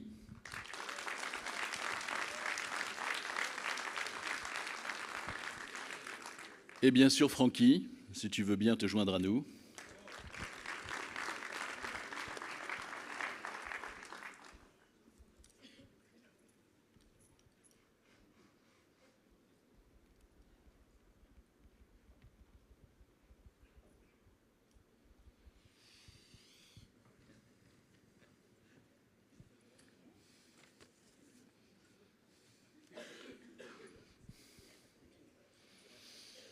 Alors, Madame, Messieurs, peut-on concevoir un monde sans assurance? La réponse est bien évidemment non, car on a un besoin de protection, mais les risques se multiplient, se diversifient, se conjuguent. Pourra-t-on assurer demain et de quelle manière? Je commencerai par vous, Marianne. Je sais que vous êtes... vous défendez le modèle de la protection sociale à la française. Je voudrais savoir ce que ça veut dire. Est-ce que c'est un petit coup de cocorico ou est-ce que derrière, il y a justement cette promesse du monde de demain qui est en train de s'élaborer aujourd'hui? D'abord, je veux saluer le président de la CFE-CGC, François Omril, et je veux dire à Francky Vincent, qui est à côté de moi, que je le remercie de cette invitation, parce que c'est quand même une sacrée chance de pouvoir intervenir devant vous ce matin sur un sujet tout à fait majeur. En fait, c'est une histoire un peu vintage, hein, c'est une vieille histoire d'engagement, j'oserais dire, politique, au sens où, quelque part, ce modèle à la française, il revient à des temps, il nous fait remonter à des temps anciens, où un pays fracturé et divisé s'est donné un nouvel élan, un nouveau dessein en se projetant dans son modèle de protection sociale et en décidant que pour dépasser les fractures, on pouvait se former un grand dessein rassembleur après-guerre. Et je crois que ce grand dessein, on continue de le faire vivre et de l'enrichir chaque jour. C'est pour ça que quand tout à l'heure on évoquait les différents étages, oui bien sûr, la solidarité, oui, bien sûr, la mutualisation et évidemment aussi une part de responsabilité qui complète ce triptyque et ce socle. Mais quand on se projette sur l'avenir, parce qu'au fond, la table ronde précédente, qui était tout à fait passionnante, elle nous a décrit d'une certaine manière l'état de la question et avec brio. Dans la table ronde numéro 2, on nous rajoute un ingrédient, c'est l'avenir. Réparer le passé, réparer ce qui est advenu, c'est la mission première de l'assureur. Mais réparer l'avenir, c'est encore une autre histoire. Pour réparer l'avenir, il faut prendre une autre forme d'élan, il faut se projeter, et je pense qu'on ne peut le faire qu'en investissant dans le modèle qui nous a été légué. Mais pour ça, il faut revenir sur un certain nombre de choses qui sont en train de glisser et qui, si on n'endigue pas ce mouvement de glissement, risque de dévisser un peu le modèle qui nous a été légué. La question de la complémentarité, en particulier, je pense qu'il faut y investir. Aujourd'hui, la complémentarité, on est en train de la réduire très souvent à de la subsidiarité ou à une approche assez paramétrique. C'est caractéristique en santé. Tout ce que la Sécu ne peut pas faire, on se tourne vers l'assureur complémentaire et en disant « tu vas bien trouver les moyens de nous arranger le coup ». Et en plus, ça va aller en s'aggravant parce qu'on sait que les ressources sont chères et les ressources sont ténues. Cette complémentarité-là, à dire vrai, elle ne mène à rien de très bon parce qu'elle prive le modèle, elle prive le système de comprendre ce qu'est l'essence même de la complémentarité. C'est une complémentarité systémique qu'il nous faut envisager. En santé, c'est caractéristique. Dans le risque simple, on peut faire le paramètre, ça fait la blague. Mais dans le risque complexe, j'ai envie de dire, le paramétrique, ça ne marche pas. qu'est-ce que, face aux risques complexes en santé, qu'est-ce que la réponse strictement paramétrique? Elle conduit à des surcoûts, elle conduit à un glissement de la dépense et elle conduit surtout à une ineffectivité de la réponse assurantielle. Parce que dans le risque complexe, on a besoin de l'anticipation, on a besoin de la prévoyance, on a besoin de la réparation sociale, on a besoin de la réparation intégrale, comme on dit dans le corporel, et pas simplement de la réparation paramétrique. Et moi, je milite modestement à la place qui est la mienne aujourd'hui pour que nous investissions tous ensemble dans cette exigence d'une complémentarité systémique que les assureurs d'aujourd'hui, quels que soient les codes, doivent porter. Ils ne peuvent plus être assignés à résidence de la complémentarité paramétrique parce que ça les fragilise et parce que quelque part, ça ne répond pas convenablement à la question. Ça, c'est un point sur lequel moi, je suis extraordinairement, comment dirais-je, mobilisée. Et puis l'autre point, je ne veux pas être trop longue, mais l'autre point, c'est que l'assureur, il est sous le regard perplexe de nos concitoyens. Ils le comprennent très très bien quand il s'agit de l'auto. Là, ils savent très très bien comment ça marche et ils savent que ça permet de faire réparer la voiture et parfois d'avoir la voiture de remplacement. C'est simple, c'est clair. Dès lors que l'on va sur des risques beaucoup plus complexes, je pense qu'ils s'interrogent. C'est la raison pour laquelle très souvent, et dans la négociation sociale, je crains que ce ne soit le cas, la question de la prévoyance et la question, effectivement, de l'anticipation des situations futures et de l'anticipation des fragilités ne passe qu'après des choses plus évidentes, plus simples, comme par exemple la question du financement de la complémentarité en santé. C'est logique, c'est normal. Mais dès lors qu'on est sur une approche systémique, on voit que nous allons avoir besoin d'un investissement extrêmement fort sur la complémentarité systémique et en particulier un investissement très fort sur la prévoyance et la nécessité d'anticiper les situations de fragilité future. Et pour cela, il faut absolument que nous soyons capables de passer d'une logique d'effectivité de la réponse assurantielle, ça paye pas, enfin, je veux dire, à ce que j'appellerais une matérialité. Ça a été évoqué tout à l'heure, c'est le principe de la réponse. Nos concitoyens attendent une réponse assurantielle. Et la réponse assurantielle, ça va au-delà de la garantie qui s'exprime. Cela va jusqu'à la matérialité d'une réponse qui permet en effet une réparation intégrale en soutenant les chances pour, au fond, une meilleure inclusion sociale, une meilleure intégration dans la vie, quel que soit le niveau de risque qu'on a pu subir.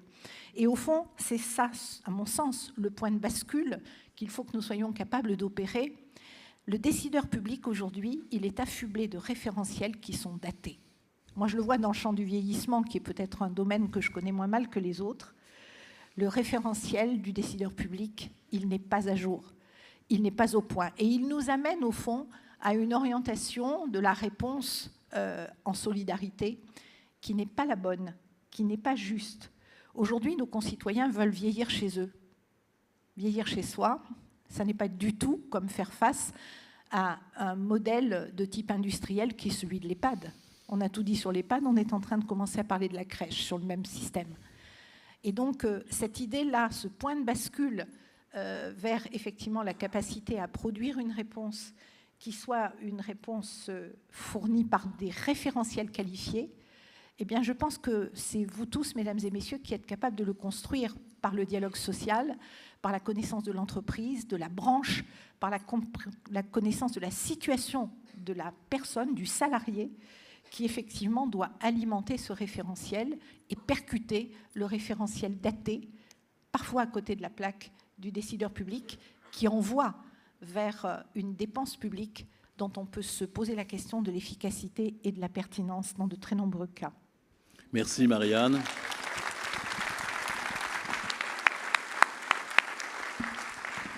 Merci de porter la parole de l'OSIRP. Francky, je ne te donne pas la parole, hein, parce que non, je la donnerai après. Pascal, je me tourne vers vous maintenant. On vit une société en risque. Alors, il y a les risques extérieurs, hein, le climat, l'intelligence artificielle, contraintes réglementaires. Il y a des risques intérieurs aussi, le bien-être des salariés. Tout cela, c'est ça engendre une réflexion, un modèle. Votre modèle, quelles sont j'allais dire, vos modalités pour pouvoir entrer dans le domaine de demain? Vous y êtes déjà, mais comment faire pour le rendre plus opérationnel? Merci Patrick. Alors tout d'abord, je tiens à signaler que je suis le seul suppléant dans ces tables rondes, puisque notre directeur général Fabien Vatelet, qui aurait dû être avec vous, avait un conflit d'agenda majeur, puisqu'il participait hier après-midi et ne repartait de Munich que ce matin. Il participait à la réunion des grands dirigeants des filiales du groupe Allianz avec le board du groupe Allianz. Du coup, en tant que directeur général délégué d'Allianz Yard et d'Allianz Vie, c'est moi qui suis avec vous ce matin. Et je suis très impliqué par ailleurs dans les sujets autour du social, puisque je préside notre CSE et très impliqué sur tout ce qui concerne, la vie des collaborateurs et des sujets de ressources humaines, bien évidemment aux côtés de nos équipes d'ADRH, dont la directrice Elisabeth Sfez est ici avec nous. Alors, votre question sur les risques, il y en a plein. Alors, Mme Salgado disait tout à l'heure, l'assurance est un des rares îlots de stabilité. Alors, on peut le confirmer. Encore faut-il que nous le restions dans l'avenir. Et effectivement, il y a beaucoup de sujets qui nous attendent. Donc, je ne vais pas m'étendre sur les sujets d'assurabilité parce qu'ils sont complexes et nombreux. Et vous en avez cité quelques-uns. On va dire qu'il y a beaucoup de bonnes bases pour cela, mais que ça peut évoluer, notamment tout ce qui concerne les sujets de responsabilité, les recherches de responsabilité qui se complexifient toujours plus, les jurisprudences et puis les sujets futurs comme effectivement la cybersécurité et l'intelligence artificielle. Ça, c'est assez complexe. Alors, à ce titre-là, on va s'engager avec la Fondation du risque, où certains d'entre nous sont déjà partenaires, et l'NSAE pour créer très bientôt une chaire d'assurabilité qui va démarrer ses travaux début de l'année prochaine. Donc voilà, un petit scoop pour la presse que je me permets de vous donner. Alors le modèle. Bon, il n'est pas forcément si original que ça, mais effectivement, on est dans un groupe dont la source et l'ADN est allemand. Donc en Allemagne, on aime les modèles, on aime la rationalité, et ça a beaucoup de vertus. Donc nous, on travaille sur deux types de choses. La partie prévision chiffrée à un horizon de 3 ans. Voilà, et ça, c'est ce qu'on présente à notre actionnaire, comme toutes les filiales, au mois de novembre. Donc on est en pleine préparation. Et puis on a également un plan stratégique aussi auprès du groupe. Et là, c'est pour le printemps. Et nous-mêmes, on a développé aussi, pour associer tous les collaborateurs, des modèles sur une plus longue durée, des façons de travailler. Donc on a démarré cette façon de faire, c'était en 2019, donc avant l'épidémie. Ça a permis beaucoup de présentiel et de rencontres pour que les collaborateurs travaillent sur des idées qu'on avait évidemment un petit peu structurées avant, pour trouver les modèles qui étaient probables à un horizon de 5 à 10 ans, mais avec beaucoup d'objectifs sur 5 ans. Donc l'année prochaine, on sera au terme de cet exercice. Et on a développé ça autour de 5 axes qui résument beaucoup de choses, donc, et tous avec un sponsor ou plusieurs sponsors de notre comité exécutif. Donc on a l'axe humain, qui est le premier, dont je m'occupe en tant que sponsor. Donc c'est logique, vu ce que je vous ai dit tout à l'heure. Et on est très content d'avoir fait beaucoup de choses à ce titre-là. Et notamment d'avoir beaucoup associé les collaborateurs sur plein de sujets autour de l'apprentissage, la formation, de la mobilité, de l'intégration, de la diversité et de l'inclusion, pour laquelle nous sommes extrêmement bien notés. Et cela, ça s'est un peu couronné, je le dis, par le fait que nous sommes depuis quelques mois certifiés Great Place to Work. Et Great Place to Work, tout le monde connaît ici, je pense. C'est un organisme qui existe depuis les années 60, qui travaille dans une quarantaine de pays dans le monde, très développé dans le monde anglo-saxon, mais de plus en plus en France. Aujourd'hui, en France, il y a 2500, pardon, excusez-moi, j'inverse. Il y a 23 entreprises qui ont la certification et qui ont plus de 2500 collaborateurs. Voilà, nous sommes très fiers d'être le seul assureur parmi eux. Et nous savons que certains assureurs, et je ne nommerai personne, ont tenté cette certification, pour l'instant ne l'ont pas obtenue, mais je prodigue tous mes encouragements. Et une seule banque, c'est une caisse régionale d'un groupe mutualiste. Voilà, je ne le citerai pas pour s'ils ne sont pas là aujourd'hui. c'est pas la peine. Donc on a vraiment cette fierté et on a associé vraiment de très près les partenaires sociaux, ils peuvent en témoigner, et les collaborateurs à cet exercice. Ils avaient une certaine méfiance sur ce sujet au début en disant si vous l'avez, ça va remplacer tout le reste et vous pourrez objecter tout ce que vous voudrez. Bien sûr que non. Et pour nous, c'est d'abord un honneur et c'est aussi une obligation de rester à la pointe et de rester engagé sur les sujets sociaux. Je vais accélérer, bien sûr. Et donc, le deuxième axe, c'est autour de la solidité financière, solidité technique, c'est évident. Le troisième, c'est autour de ce qui peut être mondial et commun avec le reste de notre groupe. Et donc, il y a plein de sujets qui donnent lieu à échanges et à amélioration respective. Le quatrième, c'est l'axe engagé. Donc, tout ce qui tourne autour de la durabilité, qu'elle soit écologique ou sociale. Et là-dessus, ça s'articule autour de 3 dimensions pour l'instant, qui sont le fait que nous soyons déjà nous-mêmes une entreprise exemplaire sur ces différents sujets. Déjà, s'occuper de soi-même pour pouvoir ensuite essayer de parler aux autres. Des produits qui soient durables pour les clients. Et bien sûr, des investissements qui soient durables. C'est là la dimension qui est la plus connue aujourd'hui. Et on progresse beaucoup. Et le dernier axe tourne autour, bien sûr, du développement. Et c'est un axe qui s'appelle l'axe conquérant. Et on est dans un univers très concurrentiel dans l'assurance en France. Et voilà, sur une matière qui s'étend, mais sur laquelle le nombre d'acteurs est tel qu'il faut, de temps en temps, quand même, aller chercher le client chez le voisin. Donc voilà comment nous structurons les choses aujourd'hui. Et je vois que je termine exactement à la seconde que vous m'avez donnée. Extraordinaire. Il y a toute la rigueur allemande en action. Merci Pascal d'avoir porté la parole d'Alliance. Alors, Nicolas, on vit dans un monde en transition, un monde complexe avec des changements, notamment dans le rapport au travail, la protection sociale. Et la question, c'est l'évolution technologique va bouleverser les métiers. Alors, comment s'ouvrir? Comment, j'allais dire, non pas affronter demain, composer avec demain? Bien, bonjour à tous. Ravi d'être ici. Ce qui me fait, j'ai 6 minutes devant moi, et ce qui est bien, c'est que vu tout ce qui a été dit jusqu'à présent, ça me permet de gagner du temps par rapport à ce que j'avais prévu. Merci vivement à Francky, merci à président de la Confédération FEGC de nous avoir invités, et à Jamel aussi. C'est toujours un plaisir. Je suis ravi d'être ici avec vous. Alors, bon, je vais effectivement aller vite. Le monde de l'assurance aujourd'hui est confronté à 3 transitions majeures. Transition écologique, transition précisément climatique, transition démographique, cela a été dit, transition numérique aussi, qui nous frappe depuis déjà bientôt 30 ans, mais avec une accélération récente avec l'intelligence artificielle. Alors face à ça, les enjeux sont nombreux et chacun d'entre eux mériterait qu'on y consacre un congrès de la CFE-CGC. Donc je vais essayer d'être plus rapide que ça, mais j'en retiendrai en fait 2.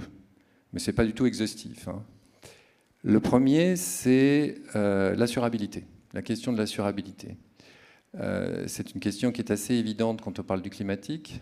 On le voit avec un certain nombre de zones qui deviennent finalement non assurables.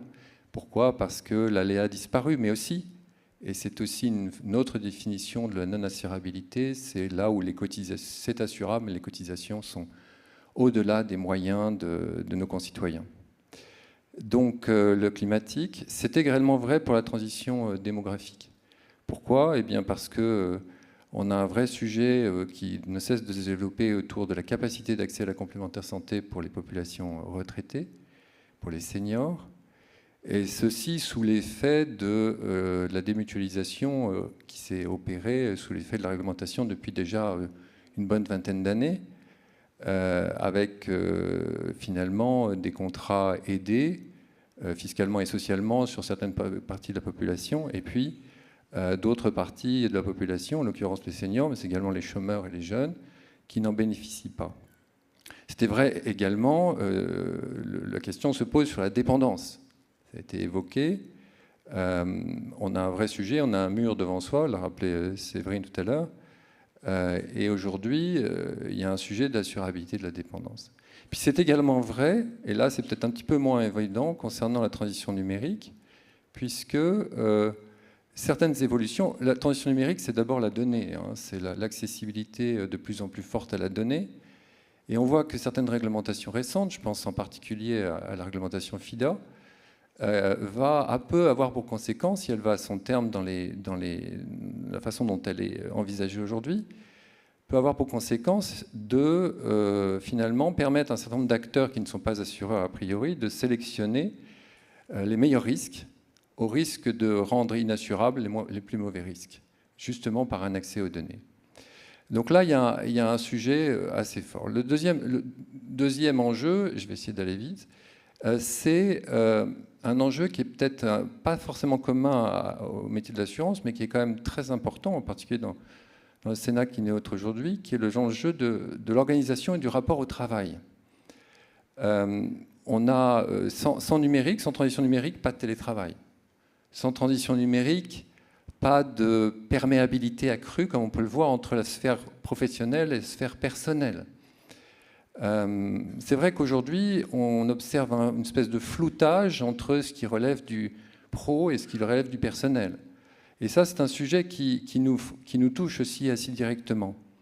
Sans parler, et d'ailleurs, moi, je suis assez frappé du fait de voir que, finalement, les évolutions technologiques, c'est d'abord le citoyen privé qui s'en empare avant les entreprises.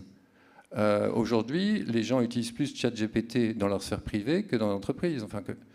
Donc, on voit bien qu'il y a un sujet là, de ce côté-là. Et sans parler, évidemment, de l'impact de l'intelligence artificielle sur le rapport à l'apprentissage et à la formation. Dès lors, qu'est-ce qu'on fait face à tout ça ? Moi, je pense que finalement, par rapport à ces différents enjeux, il y a deux maîtres mots qu'il faut retenir. Le premier, c'est d'abord une approche collective. Et le deuxième, c'est l'esprit de responsabilité. Approche collective, car on ne pourra pas régler la question de la transition climatique et son impact sur l'assurabilité tout seul. Ce n'est pas le fait des assureurs, ce n'est même pas le fait de l'État et des assureurs.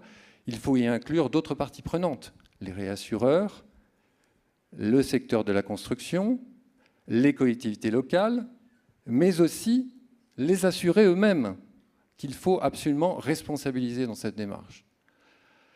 Si on évoque le sujet des transitions démographiques, là aussi, il faut que toutes les parties prenantes se mettent autour d'une table et travaillent ensemble. Je pense à l'État, je pense au pouvoir public, je pense à la sécurité sociale, je pense évidemment aux assureurs, et en particulier complémentaires, je pense au secteur de la santé, je pense au secteur du médico-social, j'en oublie certainement, mais j'en avais un autre, mais je l'ai oublié, qui doivent s'emparer du sujet.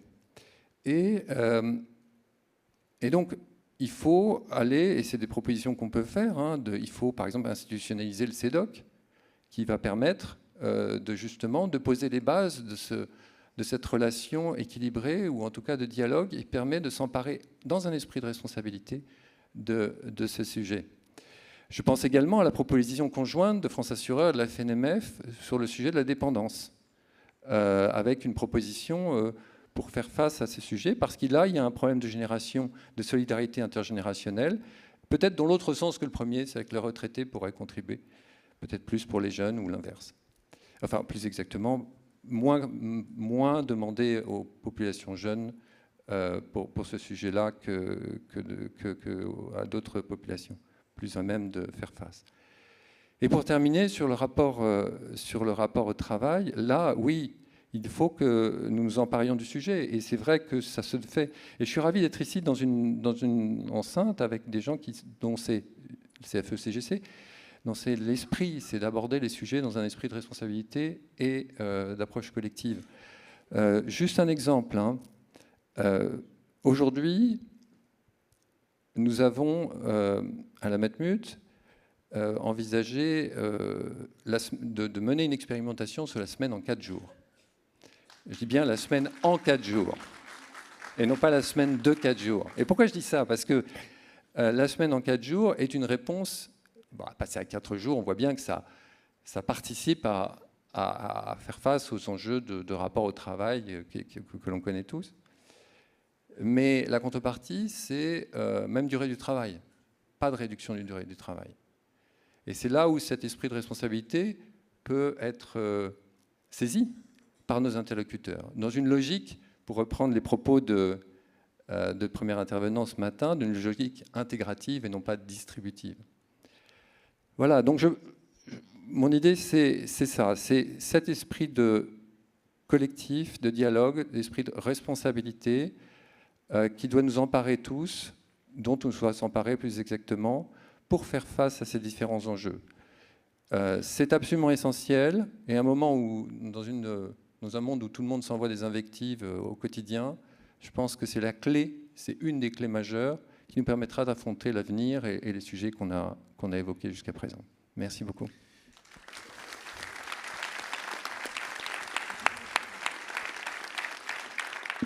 Merci Nicolas de porter la voix de la Matmut. Guillaume, c'est difficile de passer en dernier, mais la question est une question terriblement importante. Finalement, est-ce qu'on peut, quand c'est possible, pour un assureur, éviter la réalisation du risque, des risques, et quelle est la recette magique? Comment, chez AXA, vous appliquez cette possibilité d'envisager qu'un risque pourrait ne pas se produire, ou en tout cas de voir de quelle manière, comment, et qui que quoi, dont où, comme on dit? Alors non seulement c'est quasiment la fin, mais en plus la question est vraiment très simple. Merci beaucoup. Et je suis ravi d'être avec vous. Et d'abord, merci à la CFE-CGC de nous accueillir ce matin. Merci François, merci Francky, merci à vous tous. Et j'ai évidemment aussi un signe particulier pour toute la délégation AXA qui est ici et les leaders historiques qui sont là. Je suis ravi d'être avec vous.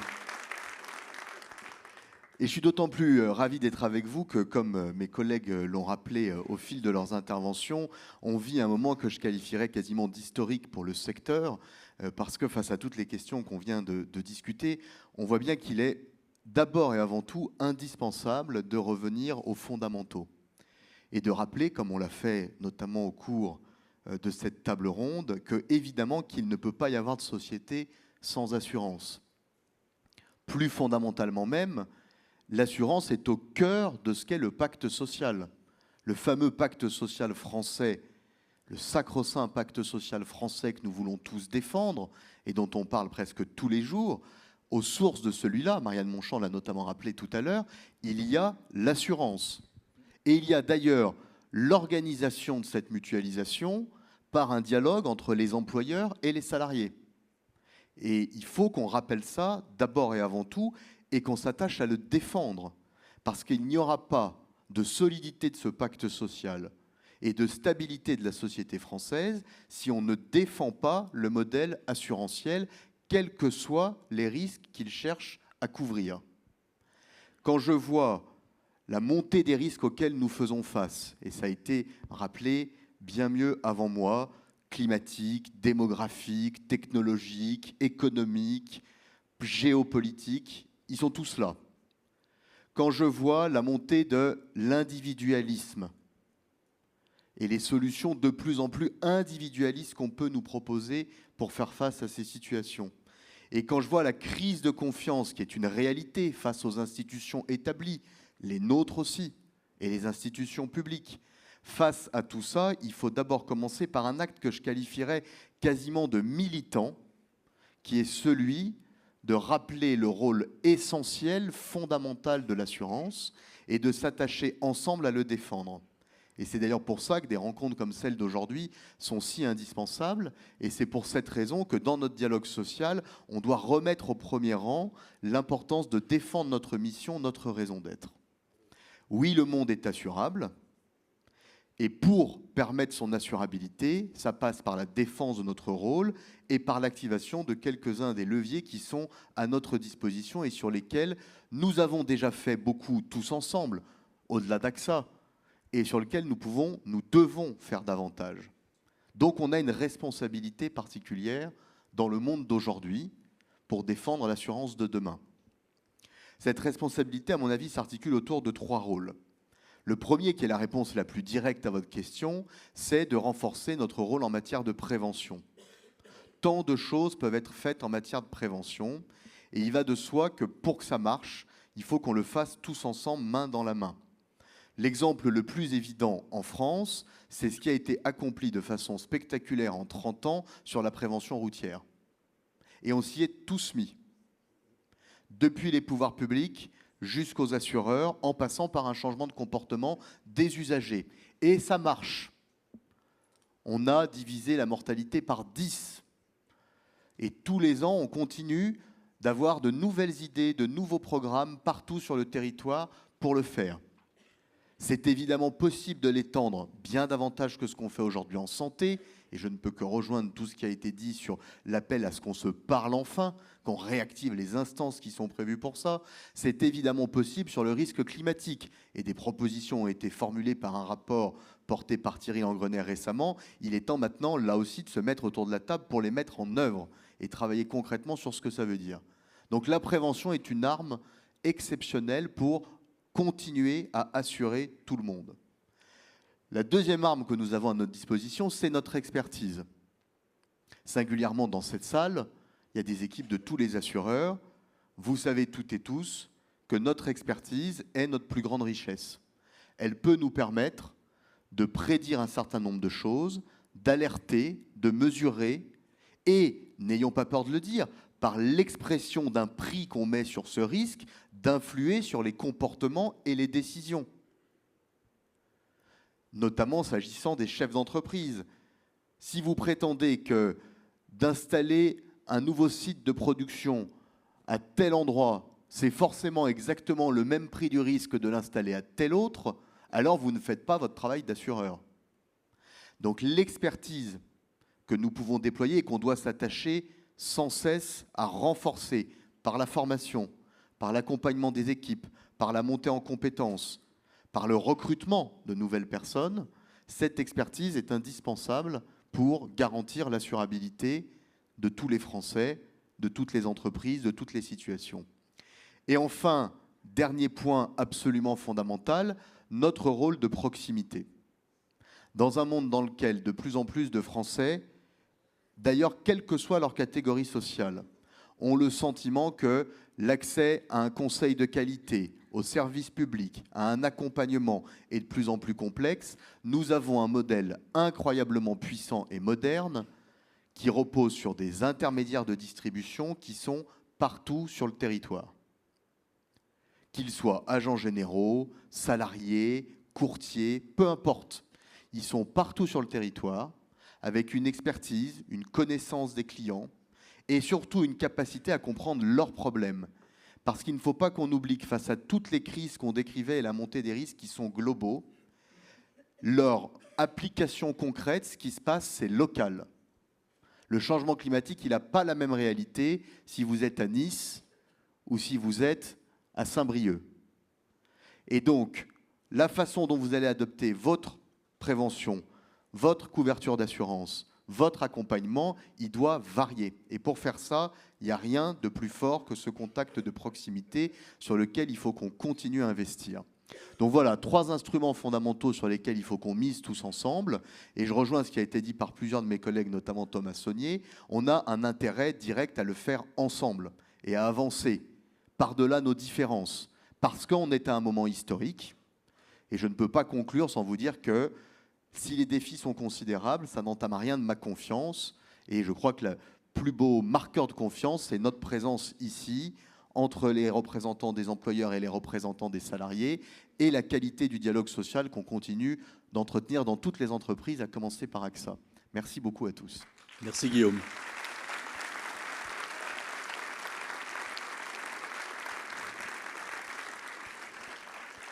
Et merci d'avoir porté la voix d'AXA sur ce sujet. Je vais demander à Joël de bien vouloir nous rejoindre, notre sage dédié. Tu m'as oublié, non? Comment? Tu m'as oublié, non? Tu m'as oublié? Mais non, toi, tu n'as pas besoin de nous rejoindre puisque tu es là. Ah. Donc, tu as bien vu qu'il y avait un seul fauteuil de libre, quand même. Bah, voilà, tu veux venir au pupitre ou tu peux t'asseoir comme tu veux. Voilà. Quelques mots de conclusion. Je te donne un micro et je te laisse interagir avec le président. Définitivement, Patrick ne veut pas que je parle, donc je vais prendre la parole. Voilà. Bon. Non, simplement, la question donc que Patrick aurait pu me poser, c'est Francky, qu'est-ce que tu penses de tout ça? Quel est le rôle, quelle est la mission d'une organisation syndicale telle que la CFE-CGC dans tout ce qui vient d'être dit? Très très bonne question. Je vais tâcher d'y apporter une réponse. Donc, on peut tout faire. Donc, plus sérieusement, le monde de l'assurance d'aujourd'hui et de demain, c'est une réalité tout d'abord sociale. Ça a été dit par l'ensemble des intervenants, que je remercie au passage de leur présence, de leur abnégation.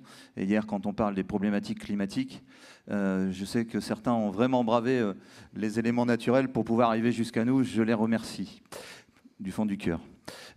Donc, par rapport à cette ces transitions dont on parle, transition climatique, transition numérique, transition peut-être géopolitique, tout ce qu'on peut avoir comme vision, c'est qu'il peut y avoir aussi une transition sociale. Et que face à ça, d'abord, si on commence par notre métier qui est fondamental, vital dans une société aussi fracturée que la nôtre, nous tous, citoyens, nous avons besoin d'être rassurés. Et quelque part, on parle du vecteur de stabilité de l'assurance. Effectivement, il faut que l'assurance demeure un vecteur de stabilité. À partir de là, on le voit aujourd'hui, il y a des stratégies à mettre en place, il y a des discussions à mettre en place, ça peut concerner les codes de l'assurance et ça peut concerner toutes les réflexions qui viennent d'être portées à l'instant T. Alors les stratégies d'entreprise, elles n'appartiennent pas aux organisations syndicales, elles n'appartiennent pas à la CFE-CGC, elles appartiennent aux responsables. Bien entendu, dans le monde paritaire, il y a des décisions communes, mais il y a quand même une réflexion qui est, je vais dire, attribuée aux dirigeants. Face à ça, nous devons être en capacité d'amener de la co-construction. Notre part contributive doit se faire autour des instances. Quand je réfléchis, quand je vous dis transition sociale, aujourd'hui, je vous dis que les instances telles qu'elles existent vont devoir aussi forcément se métamorphoser. Si on parle de RSE, si on parle de GRPD, tout le monde peut parler de CSRD, on peut parler de tous les éléments qui vont entourer ces transitions dont je vous ai parlé, si on ne crée pas des conditions aujourd'hui de concertation, mais de vraie concertation, pas celle qui a été menée par les pouvoirs publics depuis quelques instants, de vraie concertation où effectivement on décide ensemble de co-construire. Pourquoi? Parce qu'il faut aujourd'hui, pour les sociétés d'assurance, comme pour la société en général, pour les élites, retrouver ce que j'appellerais la nécessité d'être des militants pédagogiques. Et ça vaut pour l'assurance. Parce que si on ne va pas expliquer que demain, on ne va pas pouvoir toujours tout assurer et qu'on n'explique pas, si on ne change pas notre mode de vie, ça va être compliqué. Comme on l'a dit tout à l'heure, c'est un collectif qui peut le faire. Et au milieu, il y a aussi les acteurs sociaux, c'est-à-dire les organisations syndicales, plus précisément la CFE-CGC, et en ce qui concerne notre volonté de proximité, la Fédération Assurance. Donc voilà ce que je voulais dire en quelques mots. Et puis je voulais aussi dire que le dialogue social, c'est aussi les relations avec les directions des ressources humaines et le dialogue social. J'en profite pour remercier la présence, je vais commencer par le monsieur parce que je crois qu'il est le seul aujourd'hui, la présence d'Olivier Ruttard, la présence de Sylvie Peretti, la présence de Catherine Regard, la présence de Véronique Joly, la présence d'Elisabeth Sfez et la présence de Madame Buron. Je vous remercie de votre présence et on a du travail à faire ensemble.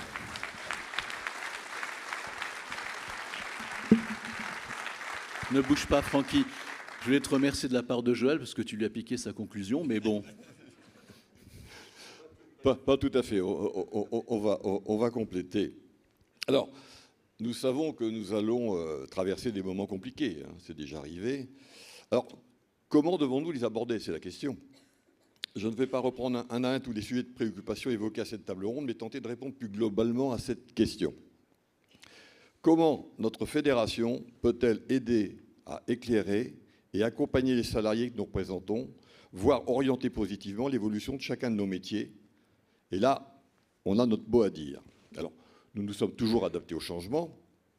Le fait que nous organisions depuis longtemps des colloques d'impact national comme aujourd'hui, c'est le signe fort de notre engagement auprès des salariés et des entreprises de notre secteur qui y participent régulièrement depuis une dizaine d'années. Ça démontre aussi notre forte volonté de participer activement à l'évolution de nos métiers en anticipant au maximum leurs modifications. Rien de plus normal pour une fédération représentant l'encadrement. Nicolas Gomard évoquait le rapport au travail dans un esprit de responsabilité. On dit bien dans cet état d'esprit. La recherche de vrais consensus sur ces sujets est essentielle. Elle peut permettre d'aborder en amont des sujets parfois difficiles en prenant en compte notre vision des choses, les besoins en formation, en recrutement, les avancées technologiques, la bonne utilisation des seniors pour la transmission des savoirs, etc. En tant qu'acteur métier et acteur de proximité sur tout le territoire, tu l'as dit, Francky, les décisions appartiennent à l'entreprise, c'est un fait. C'est sa responsabilité. En revanche, j'ai organisé en amont de vrais échanges. Des réflexions sur des thèmes qui vont impacter notre avenir sont de nature à éclairer fortement les décisionnaires en intégrant le volet humain, une meilleure utilisation des ressources et pour tous une bonne compréhension des enjeux avec le sentiment d'agir et de ne pas subir. C'est vrai notamment pour l'intelligence artificielle qui peut être à la fois notre ami et notre ennemi. Guillaume Bory parlait tout à l'heure de prévention. C'est le sujet pour nos métiers aussi. Les instances syndicales actuelles, instaurées par les ordonnances Macron, ne permettent pas ce type de dialogue.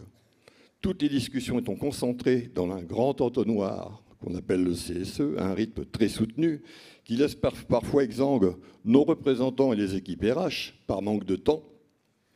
Exemple, le traitement des sujets CSSCT qui sont traités trop rapidement. Alors, des discussions... Oui. Je le savais. Des discussions existent aujourd'hui dans le monde de l'inspection et certains commerciaux avec les commissions de concertation inscrites dans la convention collective de l'inspection sur des sujets bien balisés. Elles pourraient être généralisées à toutes les populations, venant ainsi enrichir le dialogue entre vous et nous en complément de nos instances légales. Certes, les bilatérales permettent en partie de compenser le déficit de qualité de dialogue social, mais toujours concentré sur des sujets qui nécessitent un traitement immédiat. Un autre point, le rôle d'un syndicat est aussi d'avertir l'entreprise des dysfonctionnements, de remonter de tout type d'informations, en bref, de dire ce qui ne va pas bien, et que la hiérarchie, quelquefois, n'ose pas dire ou ne peut pas dire. Le nombre de nos représentants est aujourd'hui en flux tendu. Et notre maillage du territoire, à cause de cela, n'est pas optimum. Voilà pourquoi nous avons instauré à la Fédération CFE-CGC d'assurance un réseau de bénévoles que l'on a appelé les correspondants de proximité. Vous ne serez pas surpris.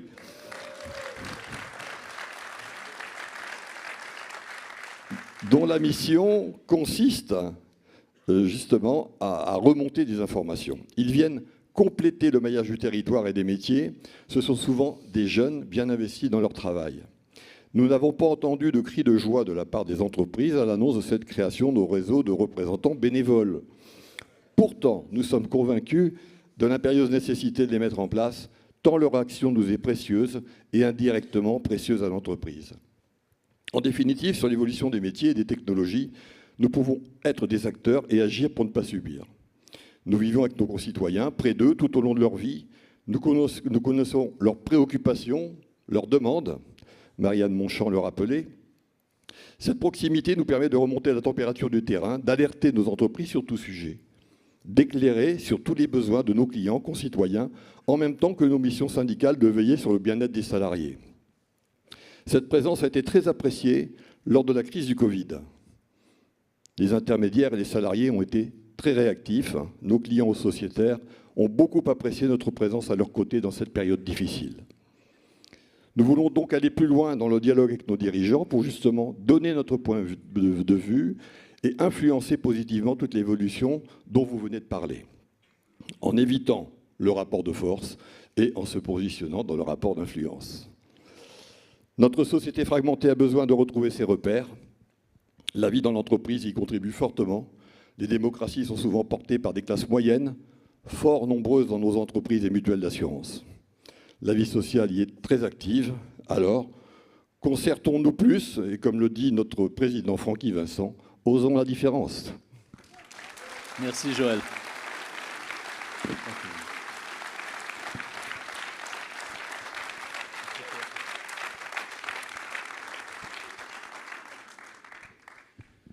Alors je vous demanderai, il y aura bientôt la pause, mais quelques instants de rester après avoir applaudir donc tous nos participants pour cette table ronde. Je pense qu'on a fait en un temps record beaucoup, il y a eu beaucoup de richesses, beaucoup de choses dites, et je pense qu'on peut les applaudir très fort.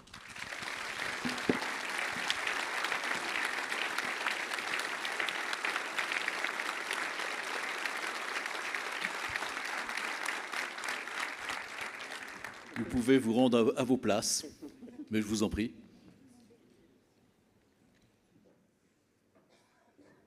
Je demanderai à Émilie de bien vouloir me rejoindre.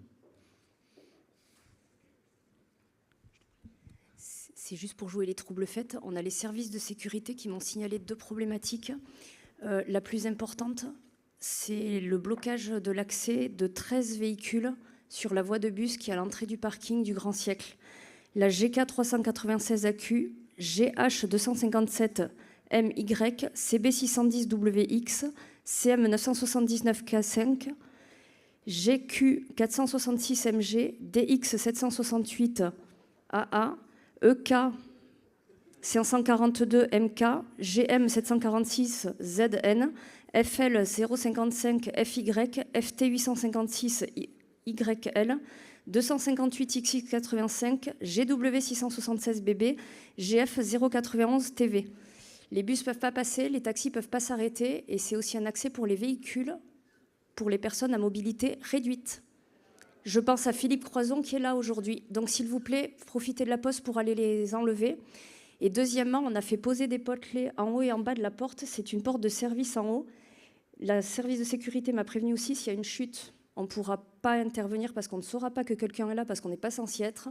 On est tous assureurs, on connaît les aléas et on sait que les accidents domestiques, on ne peut pas les prévoir. Voilà, donc s'il vous plaît, merci beaucoup. Et là, on comprend les limites de la mutualisation. Alors, une petite pause. La suite du programme est tout à fait passionnante. On se retrouve à... Allez, on donne un tout petit peu de temps à 11h, 11h05, 11h10, Émilie. Oui, ben, l'heure programmée. À tout à l'heure. Francky, quelques mots. Excusez-moi, juste pour les adhérents du SNAPA, la Poste nous a enfin livré nos goodies. Je savais, on les a eus hier, on va les féliciter aujourd'hui. Donc vous pouvez les récupérer à l'entrée, vous présentez votre passe SNAPA, vous émargez et vous repartez avec. Merci, c'est jusqu'à 13h.